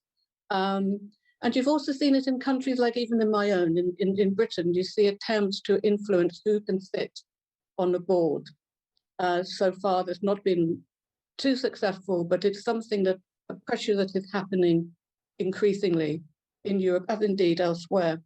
So we also have to look at these small little things as well as protect those artists who are suffering the kind of immediate threats as well, because it can creep up behind us. What's really been remarkable also, looking at Belarus, looking at Poland, at Hungary, and also in Iran, is the collective action, the strength of artists who've got together to oppose this, whether in their own countries or whether abroad. And that, I think, is essential. The artists in the countries, from the countries themselves, know the politics, they know the situation, they know the cultural landscape of their own countries and what is best needed by them. And for them to then be able to reach out, if it's appropriate, if they wish, to international organizations and in organizations such as yourselves, the Artists at Risk or PEN International, and to work together to not just publicize the cases, but to push also for legal change which would mean that there would be no structures under which artists and writers and others who express themselves can be imprisoned. There's a whole wide range of means that art is suppressed, from the direct threats to kill through to the more subtle, like access to finance, like access to public spaces. We can talk about this later, but yes, you're absolutely right. We need to look at what's happening here in the EU. Actually, I'm not in the EU any longer. Sorry about that. And as well as as abroad, beyond that. Thank you. Thank you, Sarah. It's Mohsen and Makmalbaf. We are really honored that you are here with us. You have been working tirelessly since the crisis in Afghanistan started, and could you tell us how the situation looks right now? As we mentioned earlier, that there are hundreds of artists who are still left behind in Afghanistan, or are in Iran, or are in Pakistan. It's basically, it's a vast topic to be discussed, but we would really appreciate your insight to that based on your work. You're muted. Please. Thanks. Thank you very much. Actually, I prefer to talk about Afghan situation for the artists at risk. Actually, 1 month before return of Taliban to power, we received a lot of message, email, or call from Afghan artists that they request help because they know that what would happen. Many of those who made film or they wrote book against terrorism, against Taliban idea, so they feel that they would die very soon. We 3 persons, Atiq Rahimi, Afghan filmmaker and writer, French-Afghan filmmaker and writer, Sadiq Barmak, Afghan French filmmaker, and me, we wrote an open letter to 300 film festivals in the world, and we asked them, if each one of you invite one of these artists, you can save a life. Unfortunately, the answer was not positive. They told we don't have a festival nowadays, our embassies are not active nowadays. So we changed our mind and we went to Macron office, the president of France. And we gave his office the 800 number of artists and their family, consist of filmmaker, actor, actresses, painter, writer, poet, musician, dancer, and TV programmer. Fortunately, Macron accepted our list. And it was one because of universal wave of attention. And the second, we find a man whose heart was beating for this issue. And it was the good chance for us. But it was late a little bit because it's taken 1 month to reach to that level.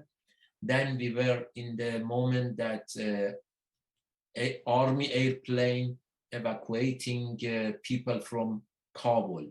It was crowd. We brought all 800 people in our list from different city to Kabul, but we were able to evacuate only 270 of them, not all of them.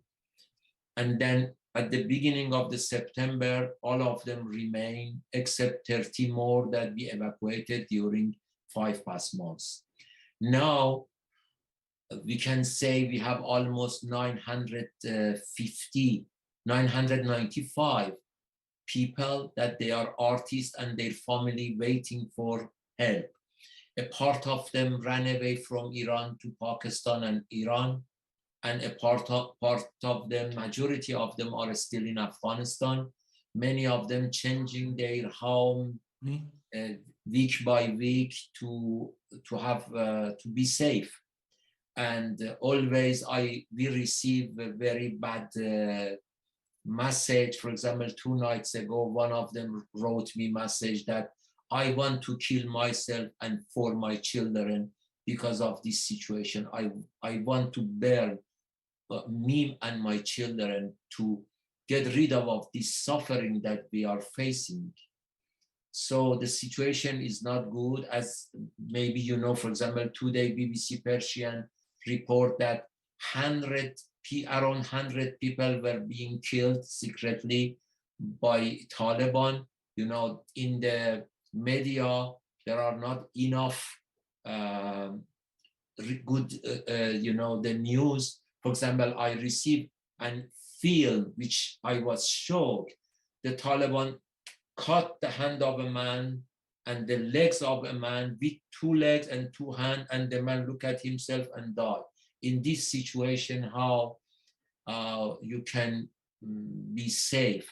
They cannot work, for example, because Taliban are against of any art, and they cannot move to everywhere. For example, last week we tried to evacuate one of the artists from Iran. Then in airport, the Iranian government arrested him and tried to reject him. Why? Because he has passport, he has French visa, but because like 1 million people ran away from Taliban to Iran, each day during 6 past months, 4,000 or 5,000 people without visa, so they wanted to reject them. The situation are not good. we need to do something for them before they lose their life or before they lose their complete hope. Thank you, Mohsen Mahmabaf, for that statement on Afghanistan. Of course, we would like to also at some point hear about your experience previously in helping also Iranian filmmakers in the previous crisis in Iran, and perhaps we could learn from that and see how we as members of the international community and civil rights organizations and activists should behave in each context differently. Because as far as I remember, your approach is quite different from the one where you kind of make a big fuss in the media. You have been, as you described, going behind the scenes, talking directly to policymakers. But before we enter that discussion as a group, we would, of course, like to hear from our panelists from Tunisia and our dearest member of the AR community, Ahmed Morad Khanfir, who single-handedly created AR Tunis. Please, can you let us know, Ahmed, the current situation in Tunisia and how it reflects on the hopes that the West had for Tunisia as being the kind of the sole country of the MENA region which survived the Arab Spring with the shred of democracy intact. What's happening right now? Right now, the situation is moving, and we don't have a parliament, and our president have all the authority, but we have a lot of civil society that is looking for him very, very close. So for every movement, for everything that the president do, he's not completely free. There is a lot of NGO, and really the NGO is the most thing that we win for our revolution, because now is the thing that is very for every movement that the president do, all of the civil society is reacting, and this the situation right now.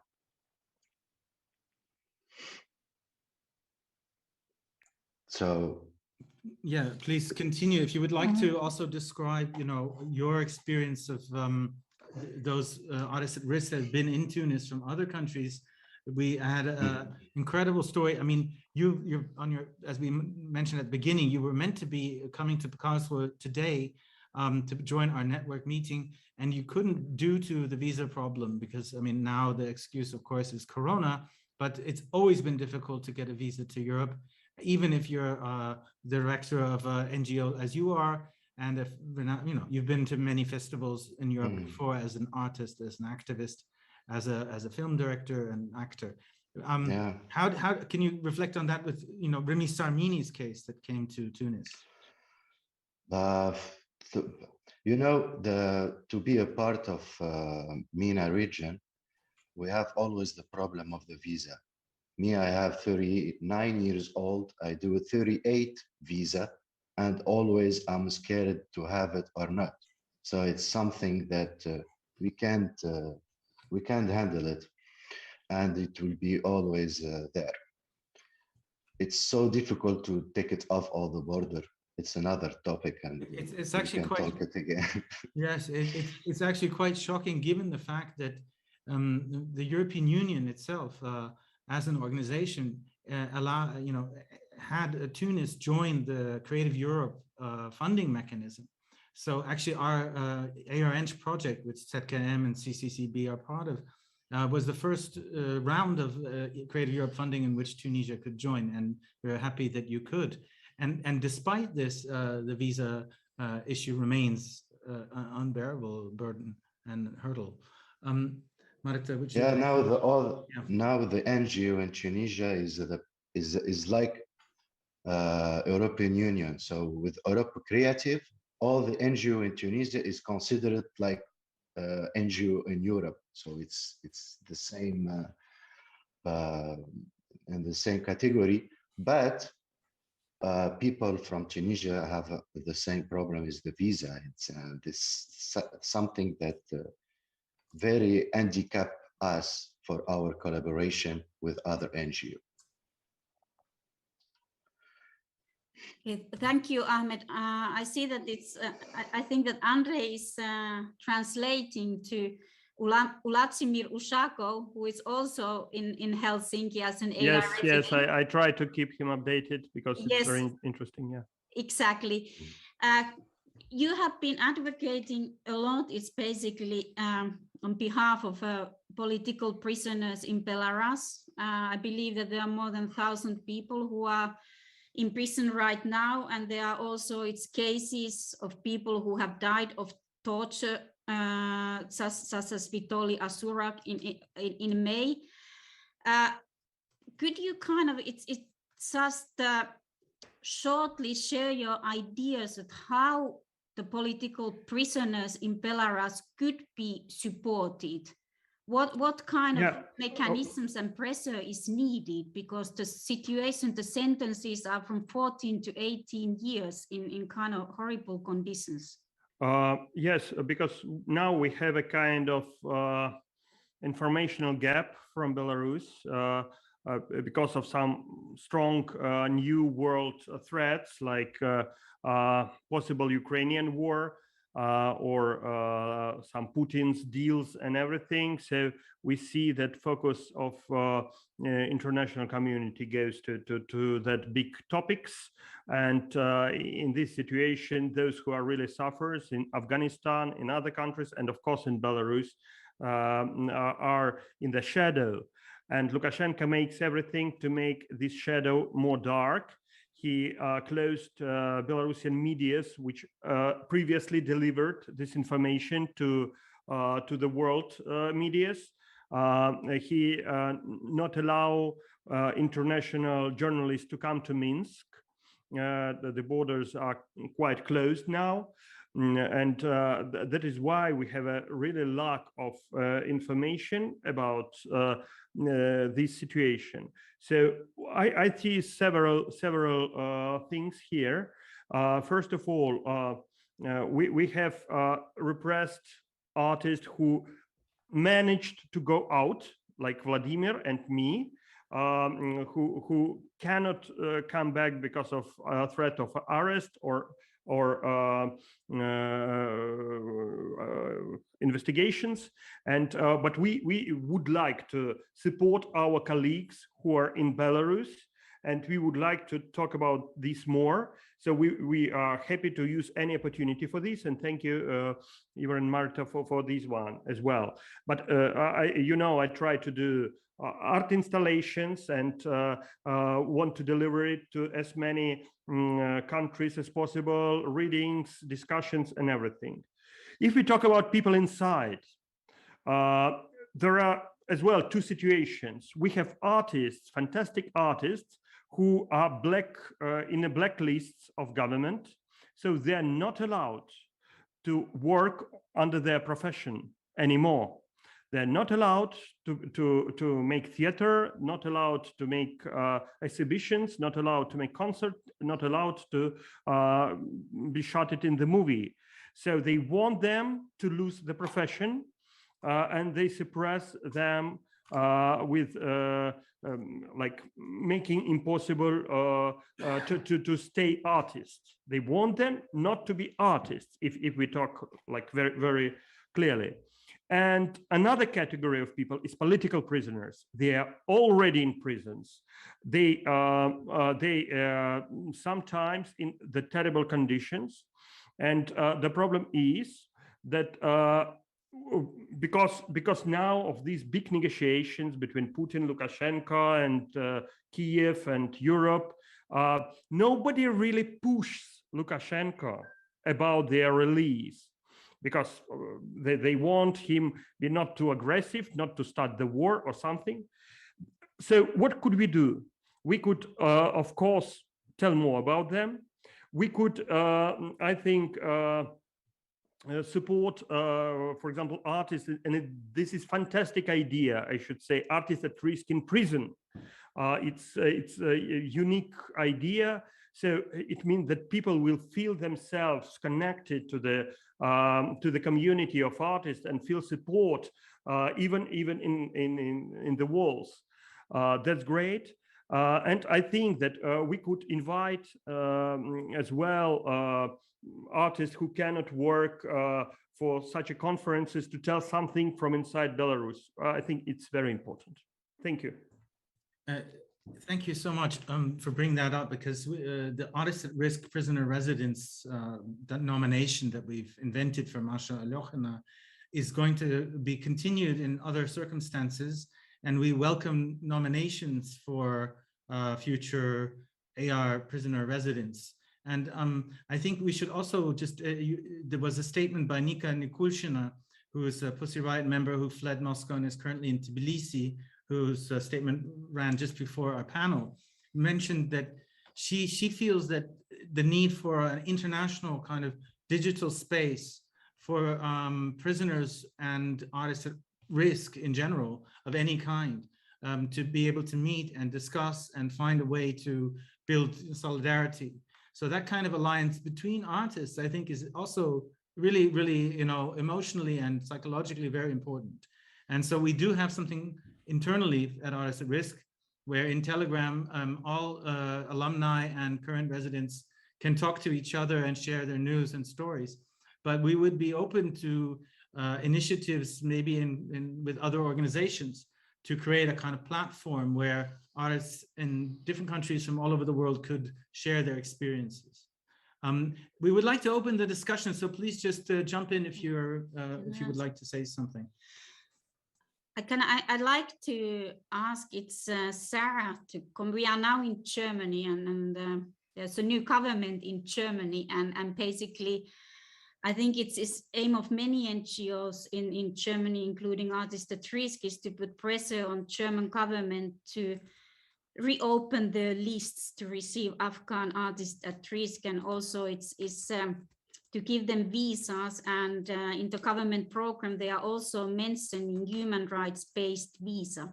And that's, of course, something which also was discussed in former European Parliament and so on. And if we look at the case of Afghanistan, it's clear that artists, musicians, filmmakers, visual artists, political caricaturists, they are targeted as a social group. So basically, there should be basis for human rights-based visas, and it's kind of what is there to be done so that the Western countries would kind of recognize that need seriously. Do you have any kind of insight on that? Why it's not happening?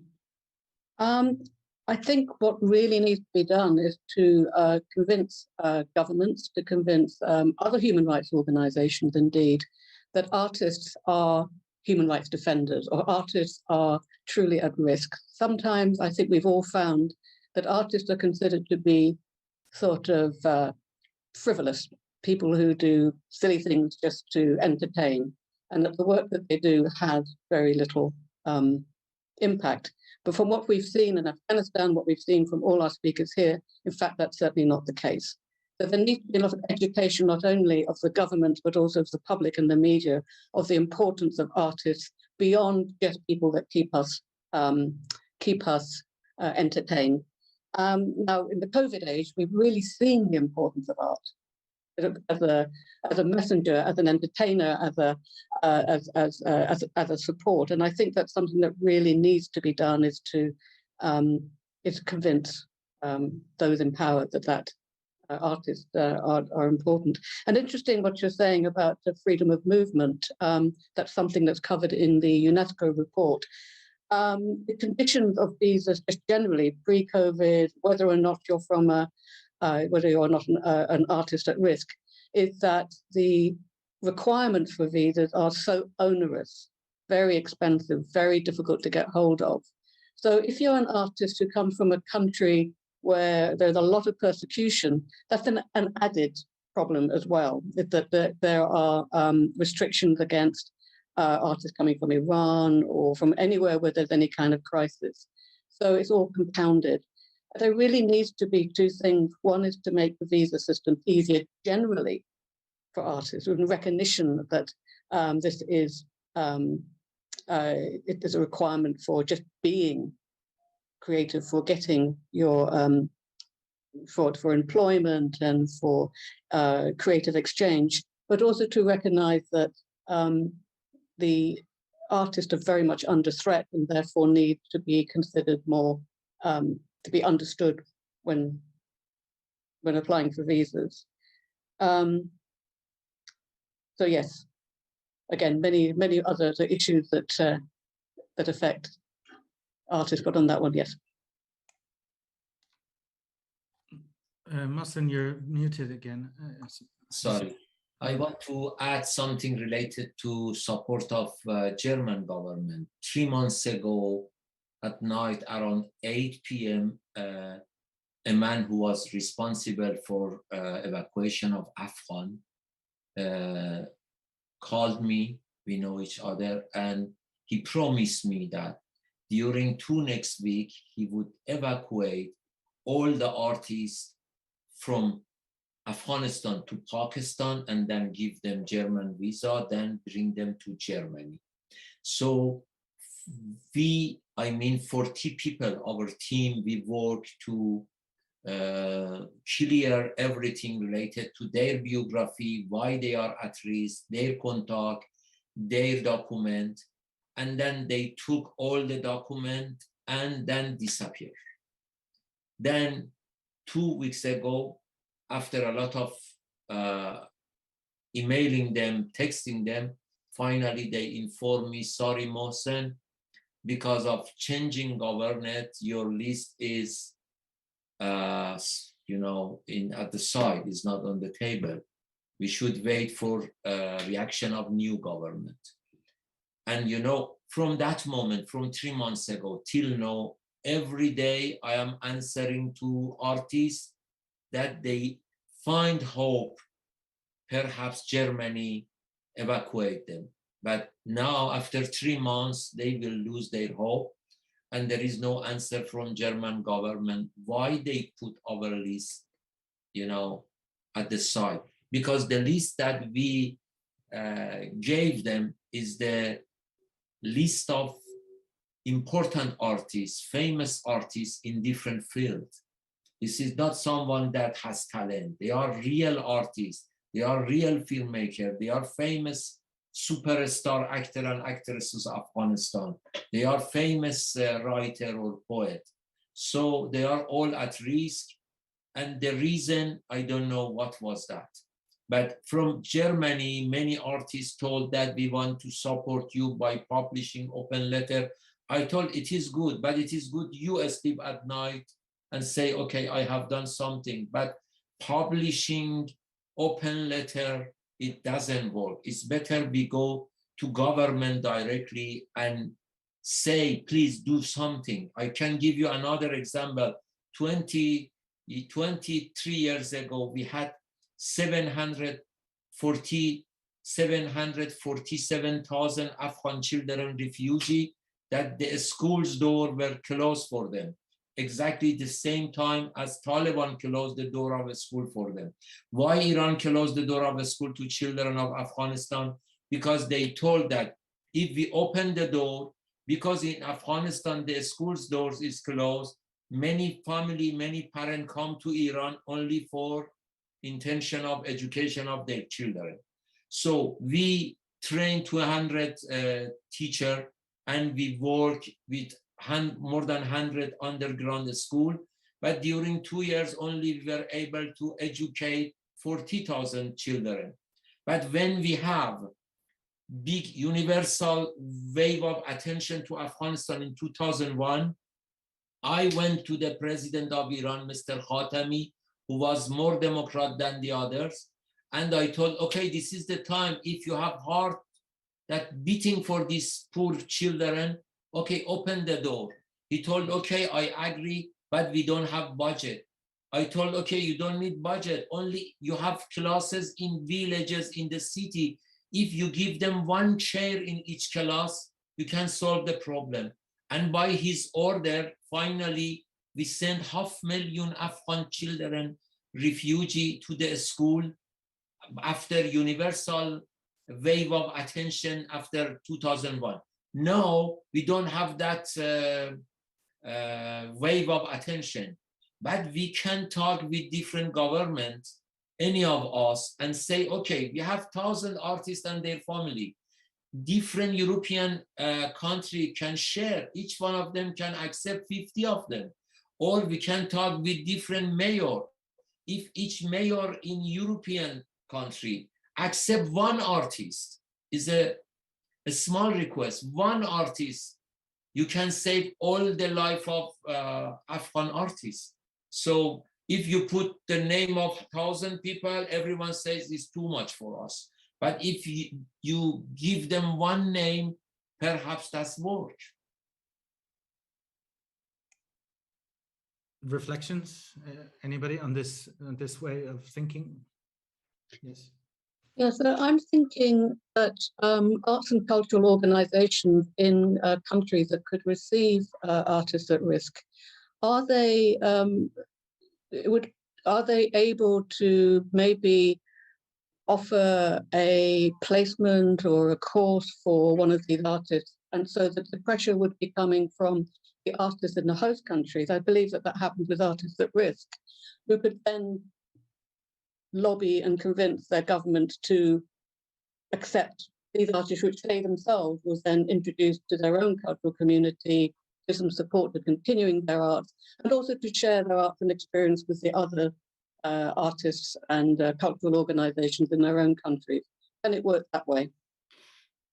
To say that it's basically, we sit at ZKM in Karlsruhe, and the director, Dr. Peter Weibel, and the staff of ZKM was in touch with us right away in August and said that they are ready to receive 2 artists with their families.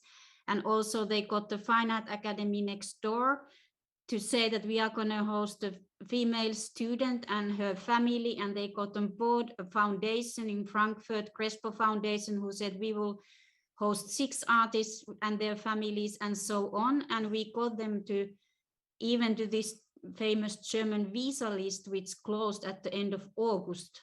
It totally randomly, or not randomly, when the US troops left, as if kind of the need would disappear. And there's still no news of those visas. There's funding, there is hosting organization, same in Finland. It's basically where Artists at Risk is based. We have several cultural organizations: Finnish National Theatre, Swedish Theatre, Theatre Information Center, Finnish Visual Artists Union. We have funding for 2 artists, as Muslim proposed, and we have been putting pressure directly to Minister of Foreign Affairs. It's in person. And still nothing has happened. His answer was that it will be taken care of by UN and EU, and we all know that that's of course not happening. So, but I mean, it's kind of, we have to continue putting pressure, and I think nobody's giving up. I mean, we just have to continue this pressure. But in France, of course, there are good examples, like in Marseille and many mayors and so on, actually that succeeded, but it's kind of, it takes lots of work not to give up. But it's kind of, I could make some thoughts on that. I mean, I think, as we said before, it's really it's country by country, and even sometimes even at a smaller granular scale. I mean, that it can be a mayor that proposes, but in the end, it will be the national visa authorities that decide. And so that's where the problem lies. So, for example, the entire Department of Music of Kabul University applied to us very early on. I think they've now been promised places in Germany. I don't know how many of them actually physically have actually reached Germany. It's unclear. But at the time, we had the Argentinian minister willing to accept them. In the end, it couldn't happen for political reasons because of his position. But again, also in Spain, we had the Catalan government very much in favor of providing visas. And then their foreign ministry, so to speak, that's what they called it, applied to, get Madrid to do the work, and they refused, or we heard nothing from it again. It is really case by case. And there is a need, I believe, in certain countries when there's no election looming, for public pressure on the government. And I think that this is kind of, this direct political pressure has to go on. We just talked with Norwegian, kind of its public radio, and asked them that has Norway received any artist at risk, and they said from Afghanistan, they said no. So there are kind of lots of Nordic countries also, which certainly it's not lack of resources. People are needed there, and they're educated people in Afghanistan, but it's the doors are closed, and it's not acceptable, of course. No. I mean, it's kind of, I mean, I think this is something that would make sense. I mean, there is this kind of weird conception in the world, especially outside of Europe, but even in most of Southern Europe, that the Scandinavian and Nordic region is some kind of paradise in which human rights just you know, given to you at birth, and everyone is treated equally. Everything's wonderful.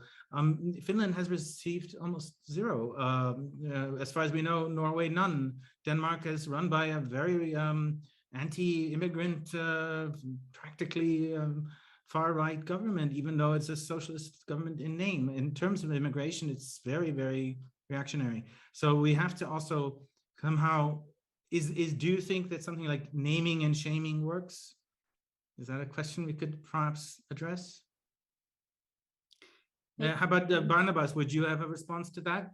I mean, that Hungary is in the hot seat in Europe all the time. Has that had any positive result? You're muted. The zero migration, you know, this is official policy right now in Hungary. So no solidarity, no any support for people suffering anywhere, any kind of situation. Zero migration. This is kind of the main direction of the government policy. So since the migration crisis back to 2015, you know, when this huge flow went through Hungary, it was really used as a kind of manipulation tool to stabilize the power position of the government, to use the rhetoric against the migration and against the migrants. And this became the most solid point of the policy, which has a huge support in the society. And through the propaganda since it's all more than 6 years, the propaganda, the brainwashing completely changed the mentality of the Hungarian people, and they are really a majority against migration, against any kind of foreign people settle and working in Hungary. So it's really artificially created xenophobia among people. Thank you so much for raising that point, because this is really what this entire section is about. Because what we're trying to understand as you know, kind of we're trying to put the threats and risks on the table. And now we see how in Hungary and other countries of Europe, this issue has basically strengthened the far right. And there can be, I mean, in some countries it's been avoided, like in Germany, the AfD, but if the number of people coming in gets higher, it can be again exploited. So we have to be aware that this is only going to get worse, right? With extreme climate events, drought and so on, there's going to be not only hundreds of thousands, but millions, but then even tens of millions, if not hundreds of millions, that are going to be on the move throughout the world in the next, in this century. So we have to be, in some ways, this is what we're talking about. How can we kind of prepare the ground so that people don't react in a reactionary, you know, closing all borders, building walls, and holding tight in their fortresses, and you know, keeping everyone out? That's the worst possible outcome. How can, you know, that's what we're thinking of. Can we be in alliance with countries outside of the European Union and institutions, or how can we work? Andre might have ideas about this, or yeah, I think it's a very big possibility actually for many artists. I mean, there are several countries which are on the way they're not, let's say, part of European Union. They're on the way, but they're quite safe and very interesting actually for culture, like Georgia, Armenia, Ukraine, and maybe some for some nationalities as Azerbaijan as well, for Turks, and they're very nice. They're full of actually cultural events and opportunities, very active, supportive people. For example, we have a lot of Belarusians who moved to Ukraine. And Vladimir, he established his theater, which was closed in Minsk, now in Kiev, and he made already 2 performances. And Ukrainian actors are very supportive. They help, and theater said, please, you can have rehearsals free of charge here, and we will make a discount on lease, on everything, because we would like to support. And I feel this support in Kiev, in Odessa, in Kherson. So I'm pretty sure that it's opportunity. I don't know many countries, but I think 5 or 10 countries could be option for time, let's say, staying, and maybe then the bureaucratic problems will be solved. People could move further. And I think there are some artists who are really like to travel, to move. They don't want to sit in one country. Some of them want to be in one place and go to another and explore and find where the better for them. Like me, for example, I'd love to. I'd like to go to, I don't know, South America or to some Asian countries. And for me, it's so interesting to explore everything. So I think it's a very big opportunity, and it's much cheaper because, for example, cost of living in Georgia or Ukraine maybe 2 or 3 times cheaper than in Finland, but with the same opportunities and same level. So you could have for this money more artists who have their good flats and good food and education for children, but much money for the same money. We are actually currently hosting for Pussy Riot members in Tbilisi, and Georgia is actually very open with the visa policies compared to Schengen area for sure. It's also fast to relocate people there from many countries. I like to kind of ask from Barnabas, because we were talking about this kind of the threat of right wing, and it's basically you have your own space there, and basically you are doing cultural exchange and so on, and there's off biennial, there's gallery ferry and so on. That basically, what are the ways, because that's exactly what you need in countries like Hungary, where right-winging is so strong, that what kind of is support and alliances you need to keep kind of these spaces going? That is basically, do you have any message is kind of how it can be supported? You know, we need the same type of support, like those people who are suffering, who are really in a difficult and tragic situation. We are still not in that level, but we need the communication. We need to keep in contact with them. We need to keep the openness. We have to keep on the communication, and it's really important to feel that there is solidarity around, and that's really difficult sometimes to find the right format how to express our solidarity, especially from our case when the state is completely against any kind of humanitarian kind of support. As an individual people, you can't make anything. So it's in this sense it's hard. But through the level of communication to express the solidarity.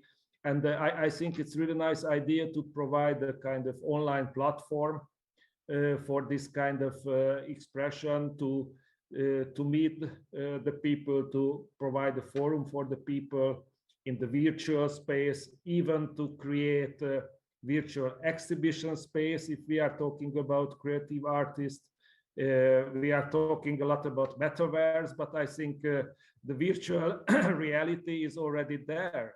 So we can really provide. Actually, we are talking connected to ZKM, which is in the kind of flagship of the media art. So I think in this sense there are lots of opportunity, because the telecommunication connection is still on. I don't know how is the situation with Afghanistan, but still Russia is connected.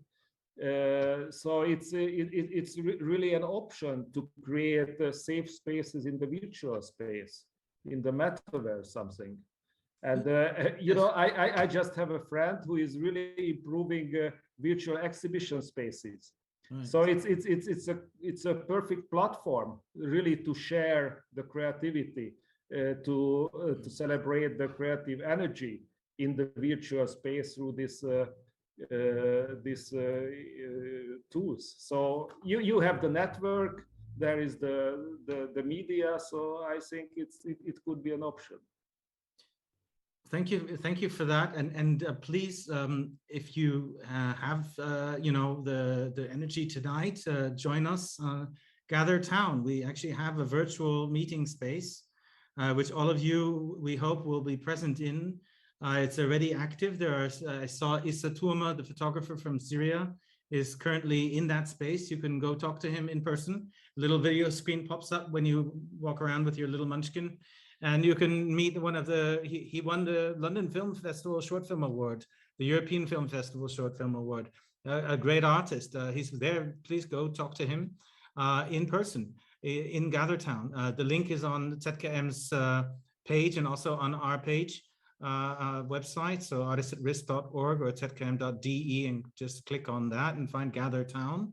I would like to pick up on what you just said, though, Barnabas, also, and a comment that we just received via the YouTube.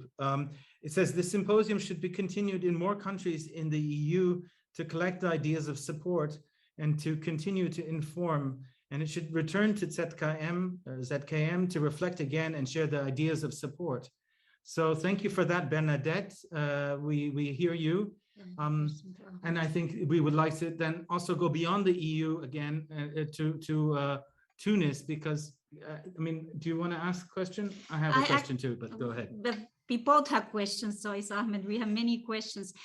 I'd like to ask you, Ahmed, because you're also kind of on that side, that you have been hosting Artists at Risk residents, and you could actually host more residents there, but it's an issue of resources.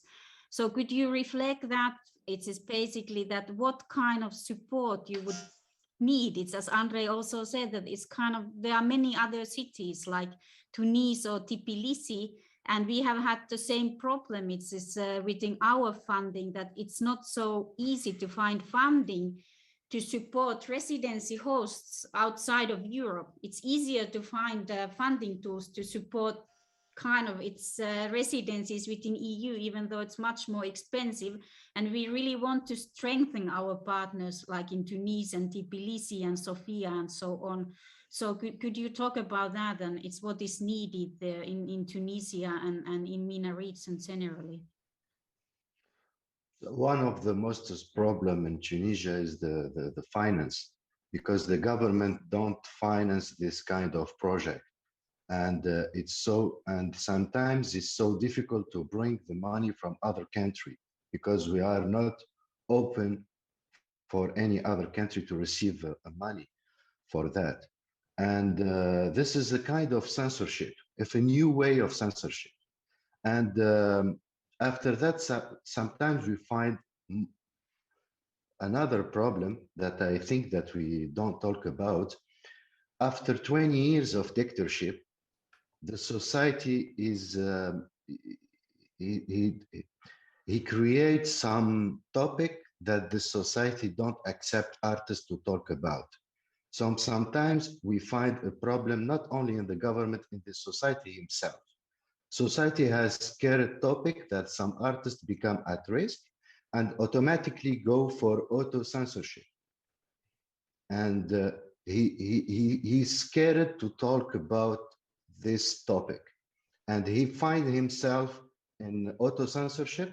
And the day that he go out from the country and he finds himself in another country, then he finds his freedom of expression and he start to do it his real work, artist work. So this topic that I need to mention it. Yes, Andre.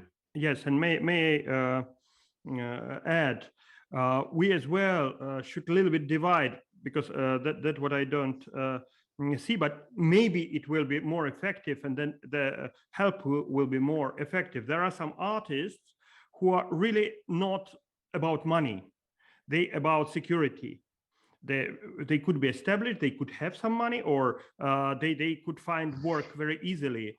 And it's not about their financing, it's about getting them out from danger. And sometimes the visa and ticket, it will be quite enough for them, because they know their plan, how could they survive with their friends or diaspora or some other organizations. Some of them, yes, of course, they need money, and money is focus for them because they don't have.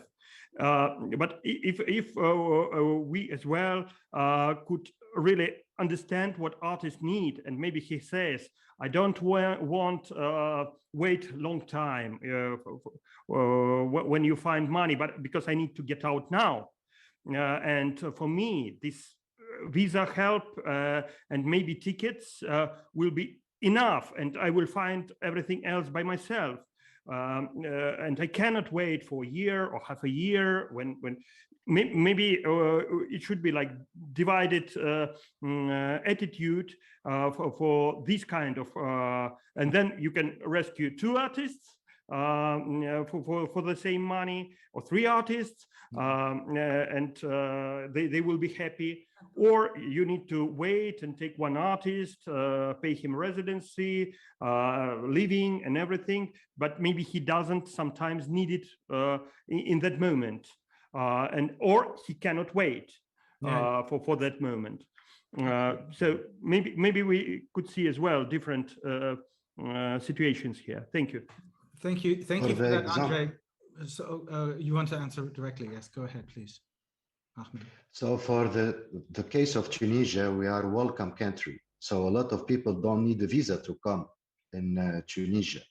But after that, there is the NGO, and that he needs a finance to host the artist, to prepare all the thing for the artist. He's a risk when he arrives to this place that he's safe, he needs an assistance, psychology assistance. We have this kind of experience with artists that we host, and we understand the importance of the psychologist assistant, and for that we need the money. The problem that we have in Tunisia, that when we host artists, we host only for 3 months, and we can do it like 6 months. After that, he can't stay here. So he need to move.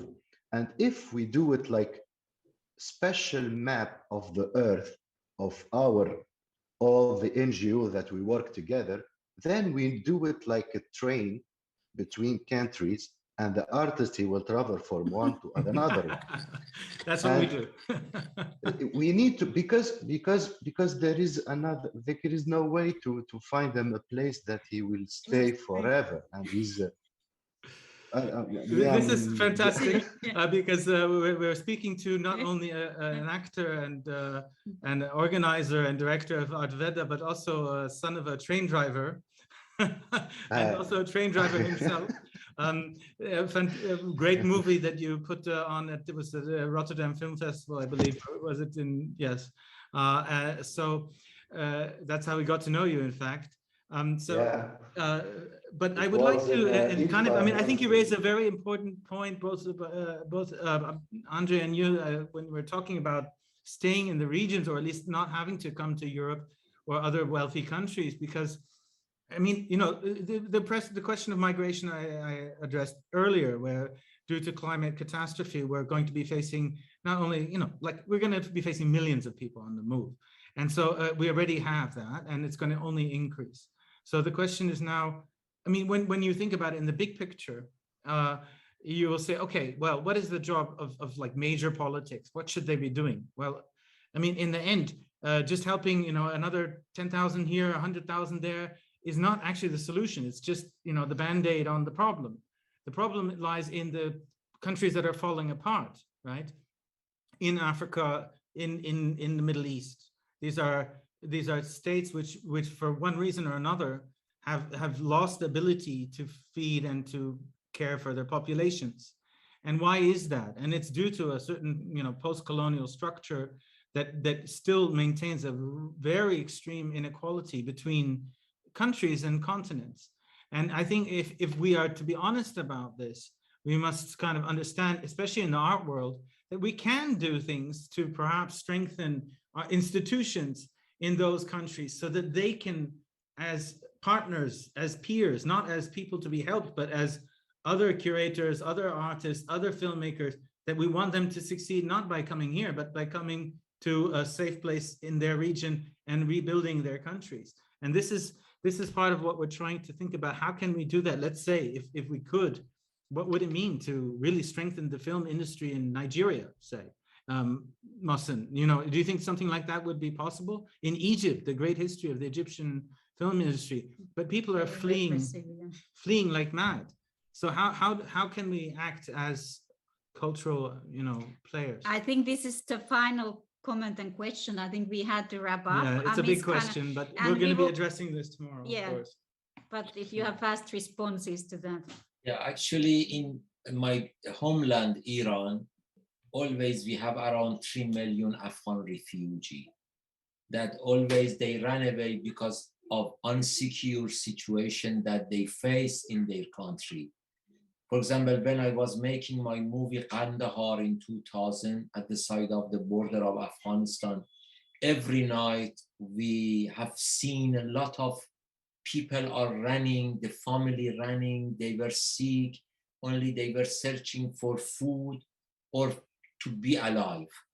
So always there are big movement of refugees from Afghanistan to my homeland.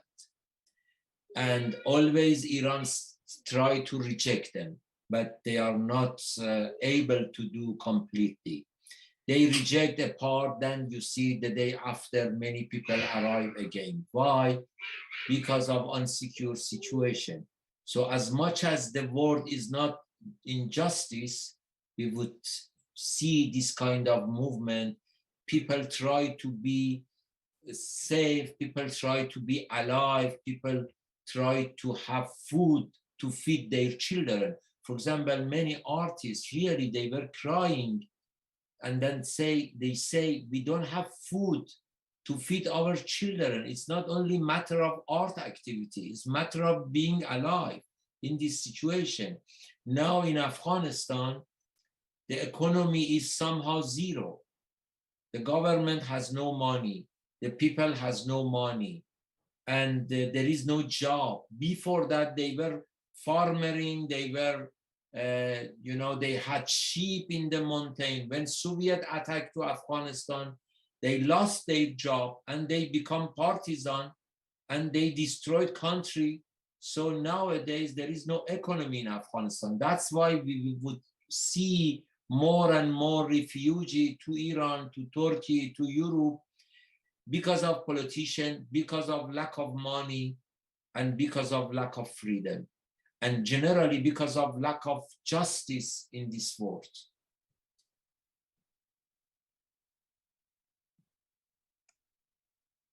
So that's a very depressing way of summing up the current situation for Afghanistan, obviously.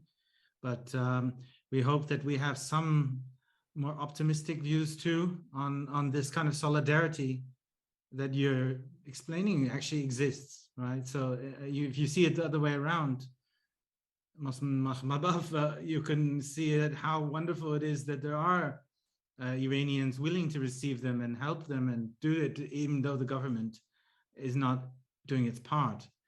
And I think this is what we see here. We're all in this not because of a job. We're here because of our own experience and wish to try to change things. So if you would, any closing comments, we would be happy to hear them. Otherwise, we would like to just make sure that we've been discussing and can't stop already a half an hour over time. So I think it's a very, very important topic, and we feel strongly about it. And we can continue tomorrow. We're starting at 4 p.m. Central European time. I would like to suggest one comment. If each one of us turn on a candle, we don't need to the sun. If each one of us try to save life of a person, artist at risk, from anywhere, is much better than do a lot of, conversation and a lot of open letter signature, because in my experience, this kind of activity is beautiful, but really doesn't work. We need to be active in reality. For example, I invited in one film festival, they were insisting I don't mention the name, in France. I told, if you need me to be there, please invite 2 Afghan artists as well, and they accept that. We need to do something in reality.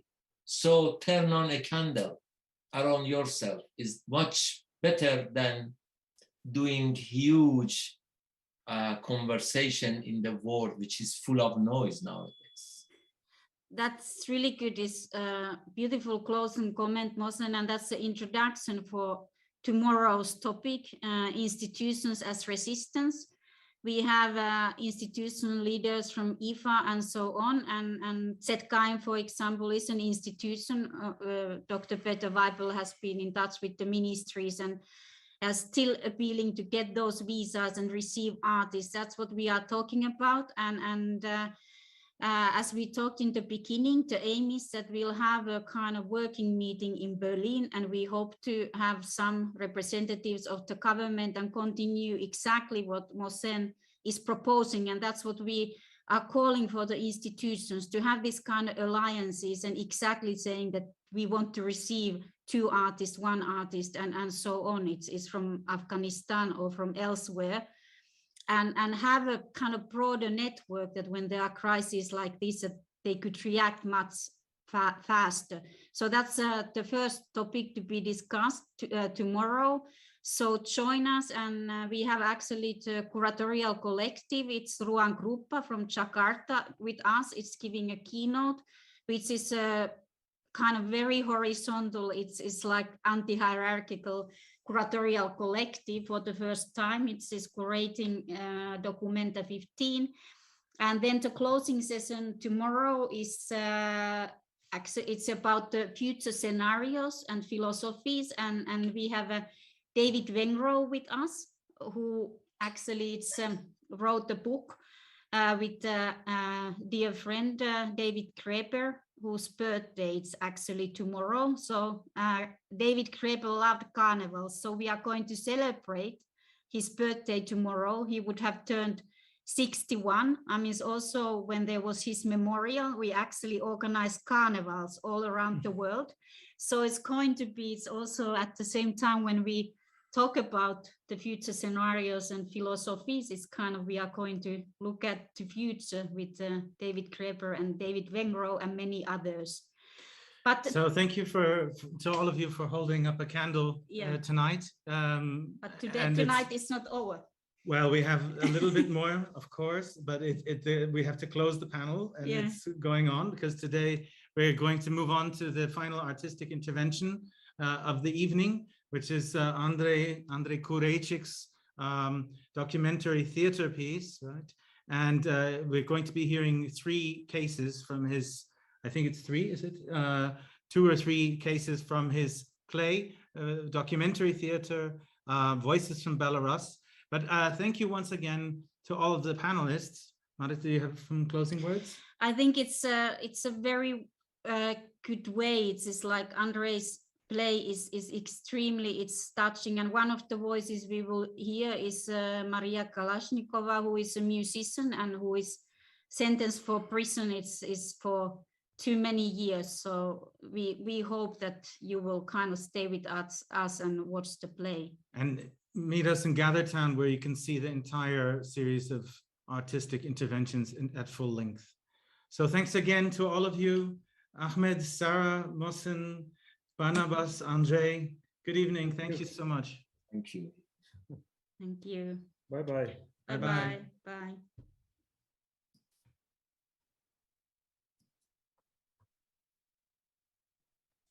Okay, great. Thanks, Ahmed. Oh God, Ahmed, it's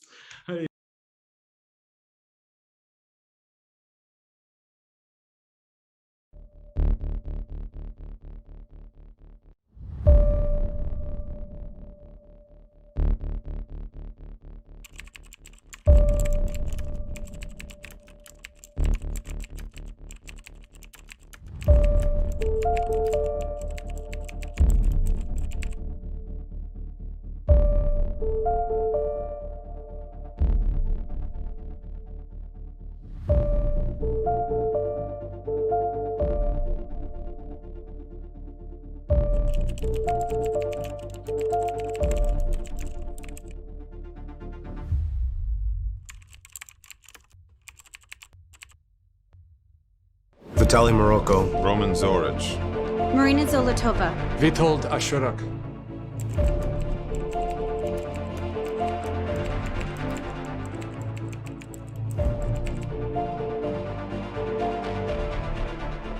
Maria Kolyesnikova. Marina Karabanova.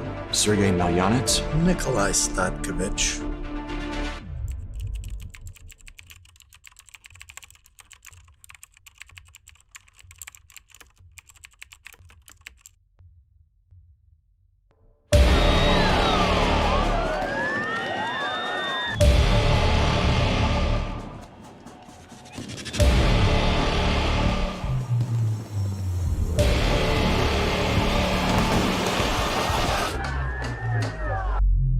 Alexei Berezinsky.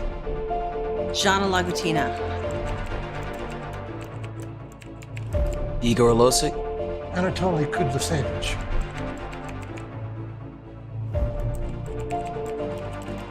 Andrei Proskurin.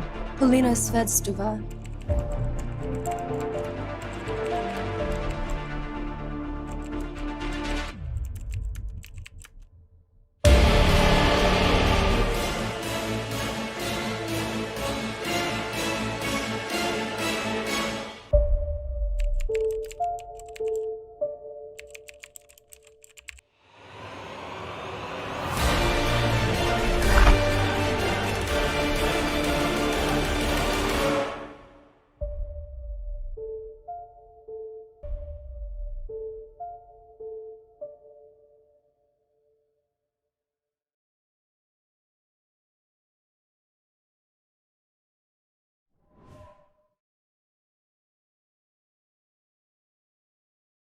Roman Zoric, engineer, age 37, August 9, 2020.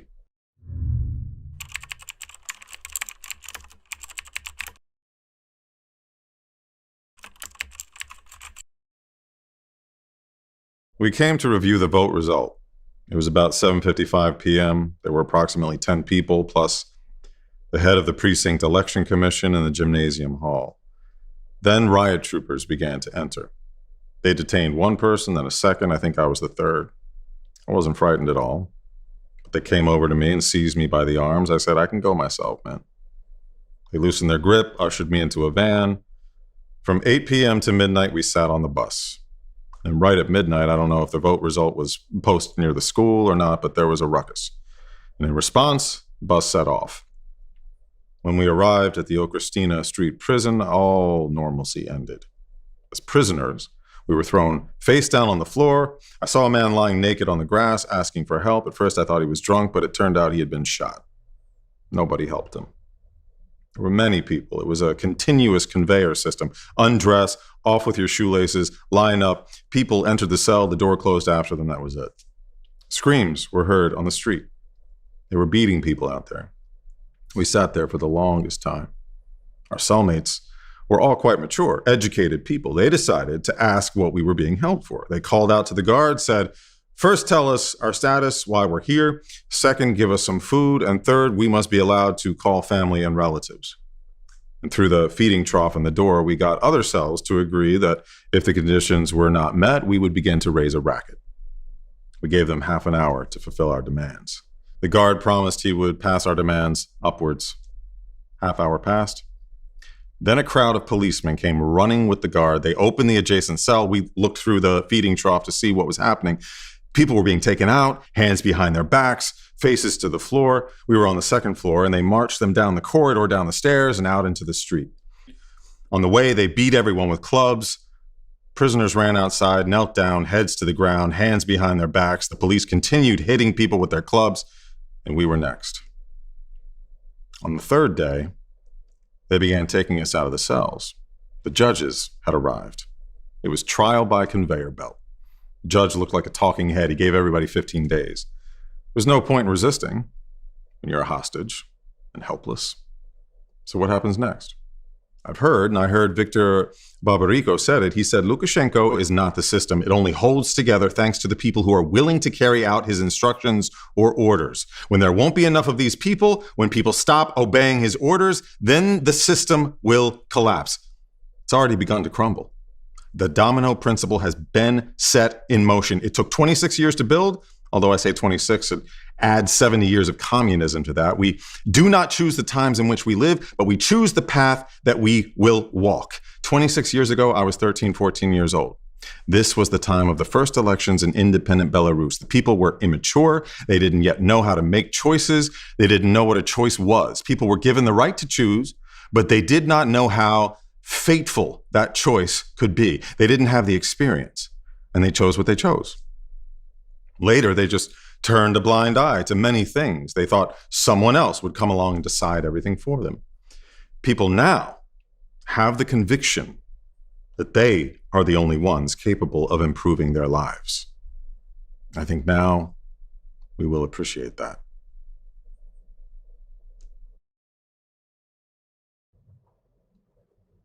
Vitaly Morocco, logistics specialist, age 40, August 9th, 2020.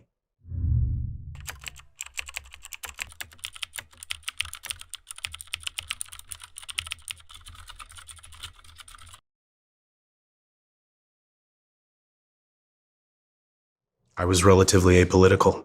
I never took part in demonstrations and never actively expressed my civic position, but things boiled over. The entire 2020 presidential campaign unfolded in such a way that it was impossible to remain on the sidelines. How long can you continue to be an armchair critic? My entire family came to the conclusion that the time had come. It was up to us to take our fate into our own hands, to make a choice about how we would live in the future. After the polls closed at 8 p.m., my son and I went to the school to witness the announcement of the final results. We waited a long time, but the voting results were still not posted. At about 9:30, the members of the precinct commission left under the escort of police officers. They never did reveal the results. We knew that people were gathering at the Steli Hero City Obelisk in Minsk. We headed toward the city center with a group of angry people. There were about 500 of us. We were met by riot police as we approached the bridge on Kalvarskaya Street. Our column came to a halt. There were many young women among us. I tried to keep my son behind me.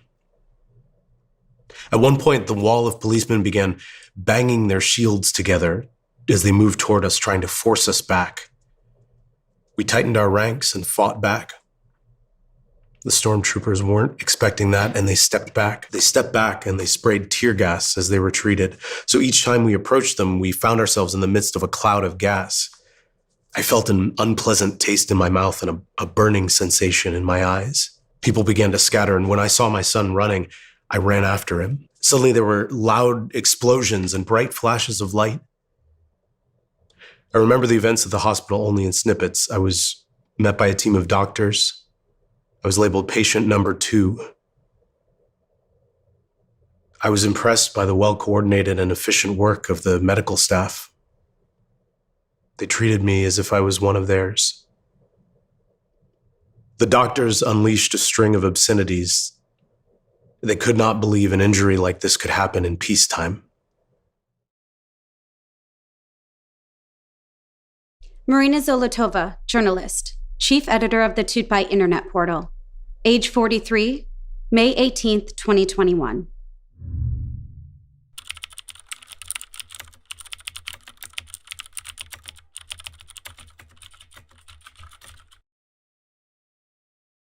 I have never doubted that our country has a wonderful future ahead of it, because Belarusians remain Belarusians among Belarusians.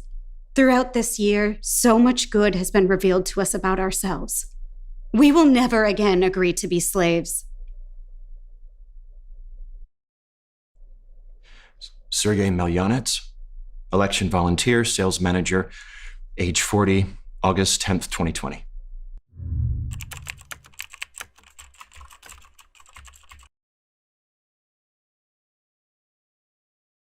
On the evening of August 10th at 6:30, my older brother and I resolved to go to the center of Minsk. We would find a place to pray for Belarus and the current situation. Then we learned my younger brother was going to come, so We planned to meet. His wife's brother also came along. We drove to the Minsk concert hall.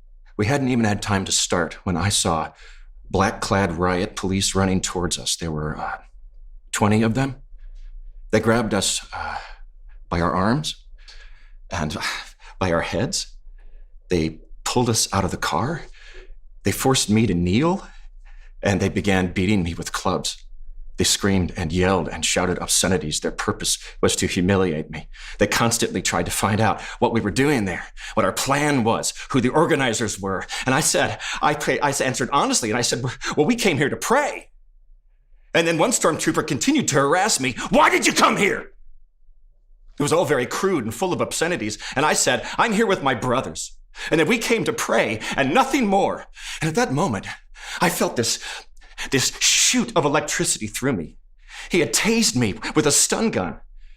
At first, he tased my feet a couple times, then my arm, my back, and then the area of my heart. And I've had heart problems since childhood. Mitral valve prolapse. I didn't know what to do. My answers didn't seem to satisfy him. Every wrong answer, and he tased me again. It was very painful. We ended up some corner somewhere. I don't know where it was. They brought in new detainees. It was a holding place so they could later transport the detainees in another vehicle. And a huge vehicle was parked there. And we were lined up against the wall. They twisted my arms behind me. They lowered my head at a 90-degree angle, and then they used a club and they spread my legs wide as possible. And I remember one riot trooper saying to me, if they'd let me, I'd burn you all alive. I can't forget that phrase. I would burn you all alive if I could, or if I got an order. I prayed right there in that holding place. Sometimes it seemed to me that I was a spectator of some sort. Everything was happening to me, but at the same time, I was watching it happen from a distance. I mean, I basically couldn't understand how I ended up in this situation. Nothing like this ever happened to me. At the same time, I understood if God had allowed it, then that meant there was a reason for it. I did not know then where they took us next, but later I learned it was the Lenin Police Department.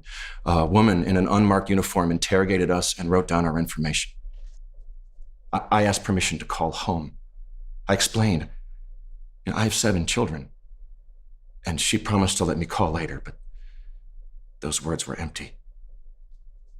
They handcuffed us, took us to a room resembling a garage where they put our heads against the wall again. I stood, forehead against the wall, and I began to feel like there was no air. That my heart began to ache. I'd never felt anything like this. There was no air. And I began to float away. I began to faint. I said, pardon me, I'm sick. I have a bad heart. And I had been tortured with a taser, and I'm getting very sick. I shouted at a policeman, and the policeman was afraid I might die then and there. They brought in a doctor from the ambulance to examine him, and the doctor said, quick, get him in an ambulance. And they told the riot police I must be taken to a hospital, but the riot police didn't want to let me go because they had no one to accompany me. And finally, the doctor says, well, what are you going to do? What are you going to do if he dies right here on the spot? Well, the ambulance took me to the hospital. There was a huge number of people who had been injured in the demonstrations. All were wounded in some way, some with fractures. They put me on a drip, and they put me in the corridor. And finally, the doctor told me that my condition is stabilized. No more rooms available. I should go home. I am a religious person. And I know that one can't experience true joy until one has experienced true tribulation. My family and my children are the only thing helping me cope with what I went through. Only at home am I calm, and do I feel safe. You know, I've noticed how people change.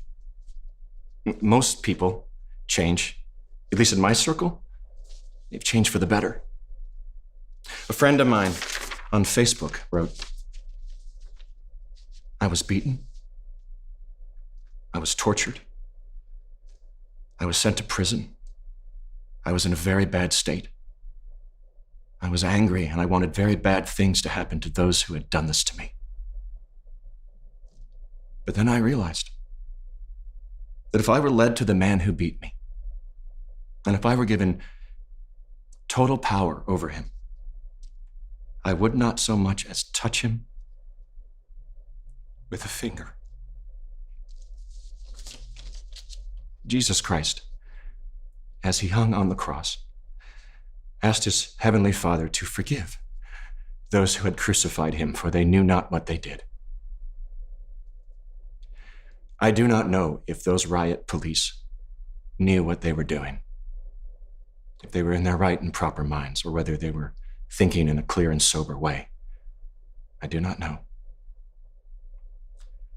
But I have chosen not to hold a grudge against them in my heart. And you might say, I have forgiven them. I do not wish to seek revenge against them.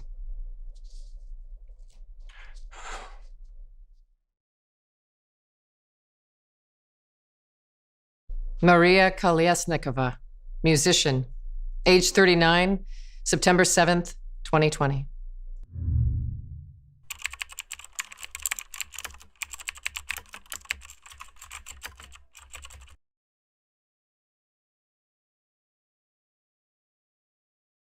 I was kidnapped on the 7th of September in the center of Minsk. Many of us knew that such crimes were happening, but this incident displayed the full cynicism, lawlessness, and criminality of Belarus's police force. In order to preserve the power of a single individual in the center of Europe, they subjugate dissidents to kidnappings, beatings, torture, and murder. These crimes are anonymous and they go unpunished, but the individuals standing behind them have very specific jobs in specific state structures. I will now speak their names aloud. After my abduction, I was dragged by force into the office of N.N. Karpenkov, the head of Gubopik, the Belarusian Special Police Forces. He yelled, insulted, and threatened me. In his office, two other gentlemen, G. Kosakevich, First Deputy Minister of the Police, and A.U. Pavlyachenko, head of the Operations and Analysis Center, engaged me in what we might call a conversation. One often sees these men in the official media. They delivered an ultimatum. I would either leave the country, and once abroad, I could do whatever I pleased, or they would throw me out, alive or in pieces. They would break my fingers and shut me up in prison for 25 years, where I would sew shirts for the security forces. The conversation lasted several hours with a rest break in a solitary cell. I got an eerie feeling from the smoky, dim, dark corridors with portraits of the old man staring down from the walls among showcases with pennants, flags, and other KGB artifacts. He felt as if he had been transported into an old Soviet film. Our riveting conversation lasted late into the night. Among the many questions they had, they wanted information about me, who was the author of certain texts. Why do I assert that the election was falsified? On what grounds did I claim that Svetlana Tikhanovskaya won? Had I, in fact, organized unauthorized mass events? Had I attempted to interfere with the work of state entities? Was I connected to the Niekta portal or the goals of the Coordination Council?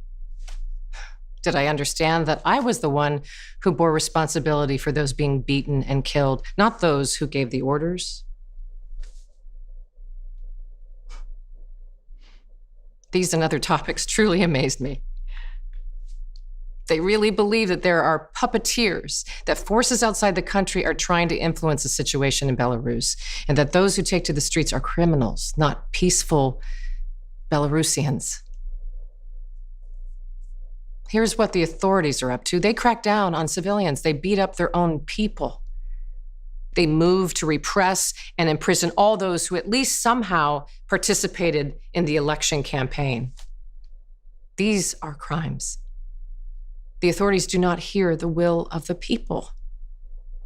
They cannot accept the idea that the Belarusian people want a different life, are ready for change, and take responsibility for their own future and the future of their children. We are Belarusians. We are a full-fledged nation, not just an assemblage of people. We live in the center of Europe, not on some random chunk of land. And we can change everything. You are incredible. I reread Varlam Shalamov's Kolyma tales about the Soviet prison camps. Much has changed since then, but the key element has not. The deprivation of a person's freedom is, in itself, severe punishment.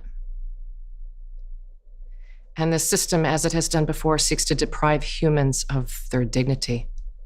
But no matter how difficult it may be, one can always find the strength to remain human. I do not for a moment regret my decision to remain in Belarus. I do not fear criminal persecution or prison. I am absolutely certain that those committing crimes are the ones who must be afraid. We are strong, brave, and wise. We are together, and